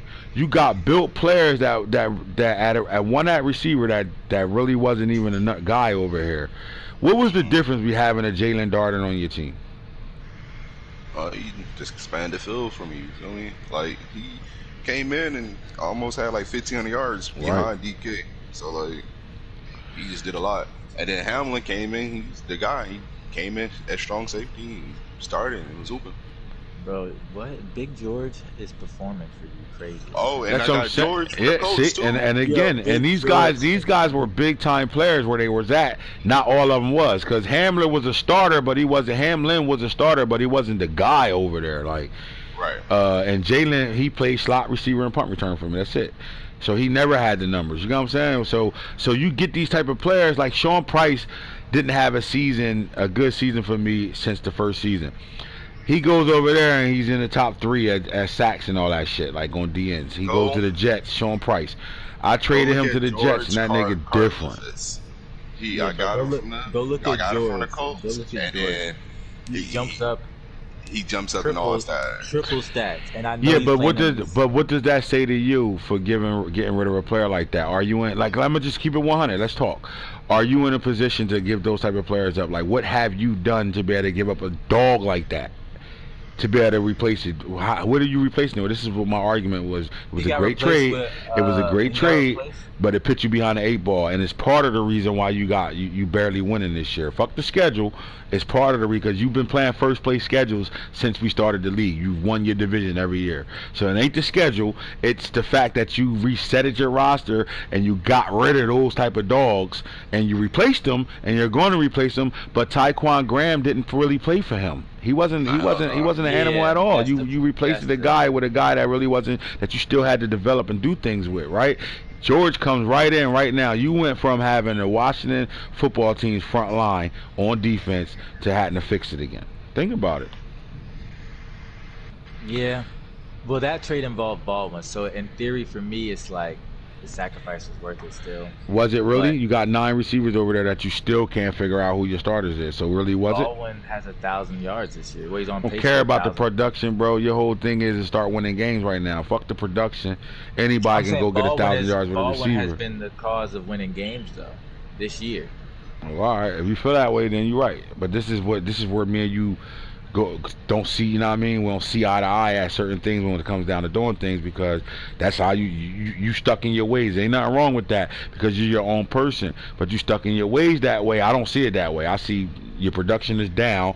I'm talking about you need to trade your quarterback at this point right now, and I see that dog defense will keep you in games no matter what the fuck's going on. Nobody's putting 50 and 60 up on you unless they tee. With that defense you had, but then you resetted that shit, so you got to do it over again. Like, I mean, you got rid of a rookie safety that made every tackle for you. Just think about that. What safety? What was The white boy Waller from what's Hunter. the name? Hunter. He's talking about Hunter. I What's just his know. name? Waller Hunter, right? Hunter Waller. Yeah, Hunter Waller. I just know George came in here and he changed my whole D line. No cap. He changed the whole D George line. wasn't giving me that production. Like, we played him at inside, we played him at outside. It wasn't like I wasn't giving him versatile. I put him at one position. He literally just went crazy. wasn't doing both. Yeah, he wasn't doing it for me. Like, it was weird. Maybe Quiddy was it's a doing scheme. more when he What had wasn't he? George. We'll talk about it. What wasn't he doing though, bro? Like, I was like big on him. Like, yo, these motherfuckers, you couldn't run either way with those guys. They was fucking all over the I place. think he was more so holding blocks as much as just making plays. Guys were still like, he would get broken tackle. It was just weird, bro. It was weird. Yeah, like I don't know. I really focused in on him because I liked George. So when I felt like I wasn't getting production, and I knew his contract was coming, I was like, I don't know if I want to pay a guy that's not giving me what could be his all. Okay. When it came down to it. All right. Yeah. I mean, it's always ways of doing things, bro. Everybody do things different. And a lot of the way. Again, I'm not always right. I just see things the way I see it. You know what I'm saying? Yeah. It doesn't make me right. That's why I always be like, all right, that's what you want to do, cool. Like, I do things like that because I'm not. I only see things the way I see it. But I know there's more than one way to be successful at putting a team together, and it's not just you either be like me and do it through the draft, or you can be smart, do a little both, move around, do a little bit of both of it, or you could do what Shoguns do and still be. And I'm telling you, it's guys in the league right now that if they did what Shoguns did, they playoff teams immediately. I just like trading, man. But I'm the same way. What's the point of playing franchise mode if you don't do all that stuff? That's the part of the. Ain't that what separates online head to head versus connected franchise mode? Like, to be able to do all the inside stuff. Problem though. I just like. It's mine too, though, bro. It's mine too. Anybody, hey, want to watch your stream? You see one good play, a couple good plays out that guy. Next game, hey, let me get what for him right there. Like, it's funny just because, like, you know what I'm saying, people take notice in like certain players and they want who they want. And it's and it's the same way when people be like, damn, how y'all let that motherfucker get the #1 pick again or in the top 5 again? Because I want what I want. And then at the same time, everybody else want what they want too. So again, when you hear me bitching, how the fuck these niggas getting these trades and I had to give up the house? Like, what the fuck? It's because I'm dead ass serious. I know what I'm giving up. I know exactly what I'm giving up to get to the #1 and all that. And if I don't see that same shit moving, I'm like, wait, am I doing something wrong? This is bullshit. Hold up, what's going on? Cause the value of, like, see, here's the thing. Guys would be like, how these guys stupid, they keep giving up top 10 picks. Well, the guys that's picking in the top 10, they ass. They not in top 10 because they good on the game.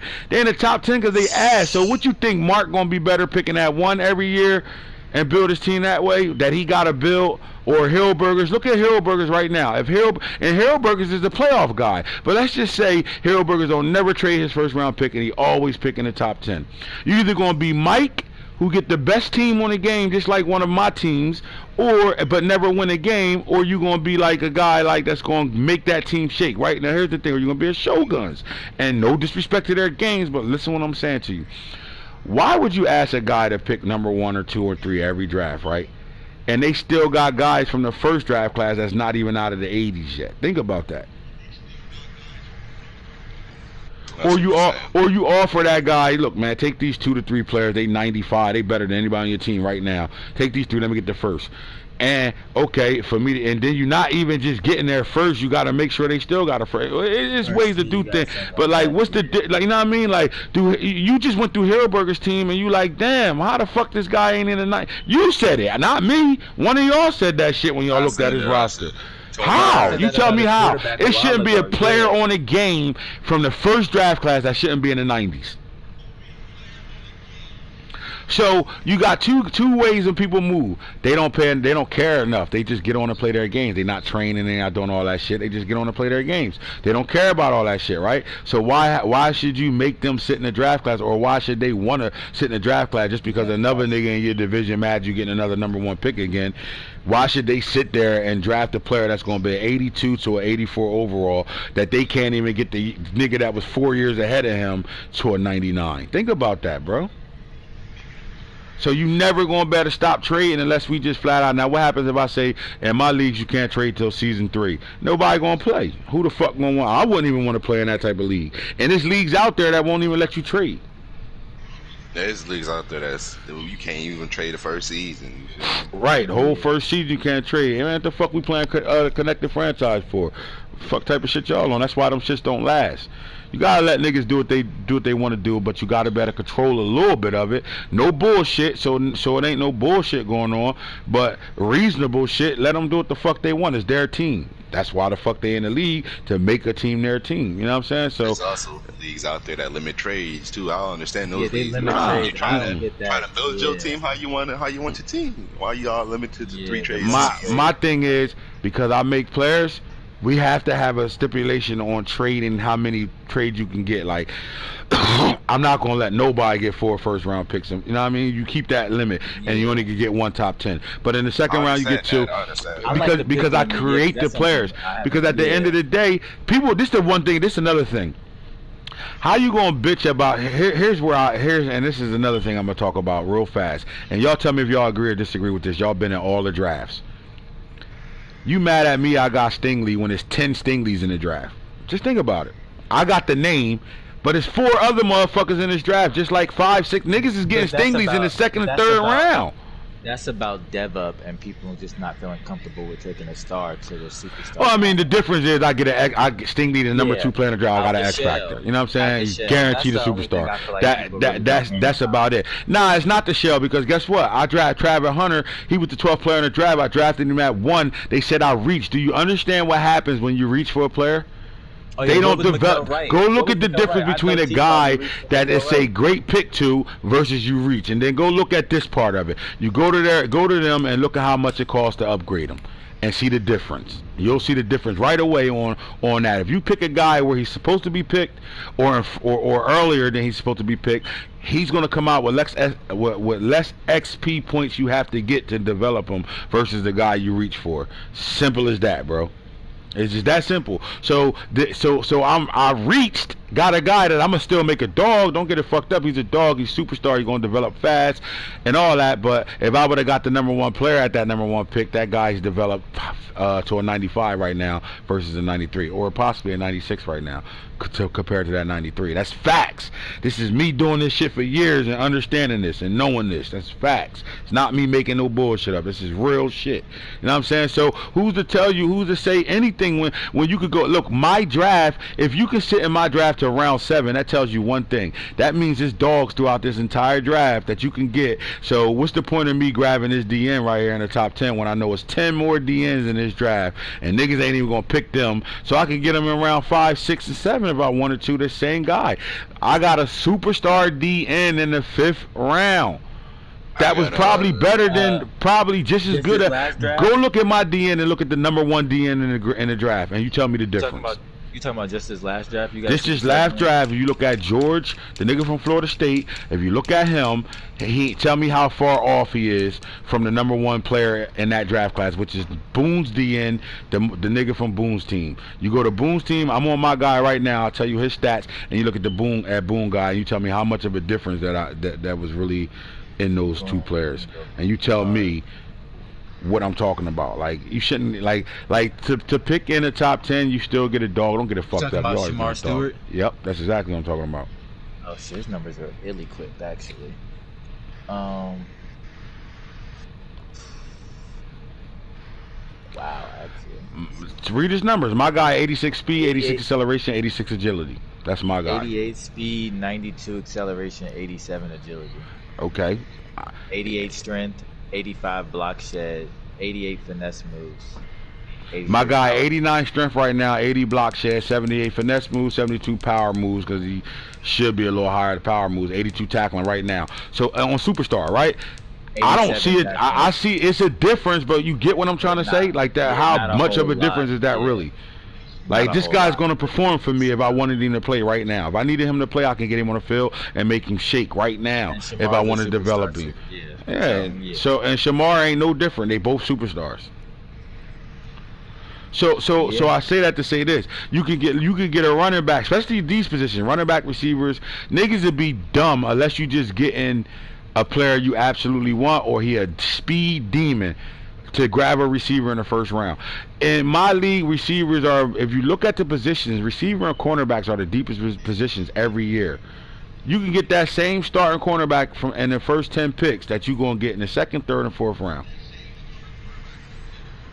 Yeah, definitely in the 2nd round. In the 2nd round, yeah, I would say, the 2nd round and the 3rd round, you really could capitalize on cornerbacks and receivers.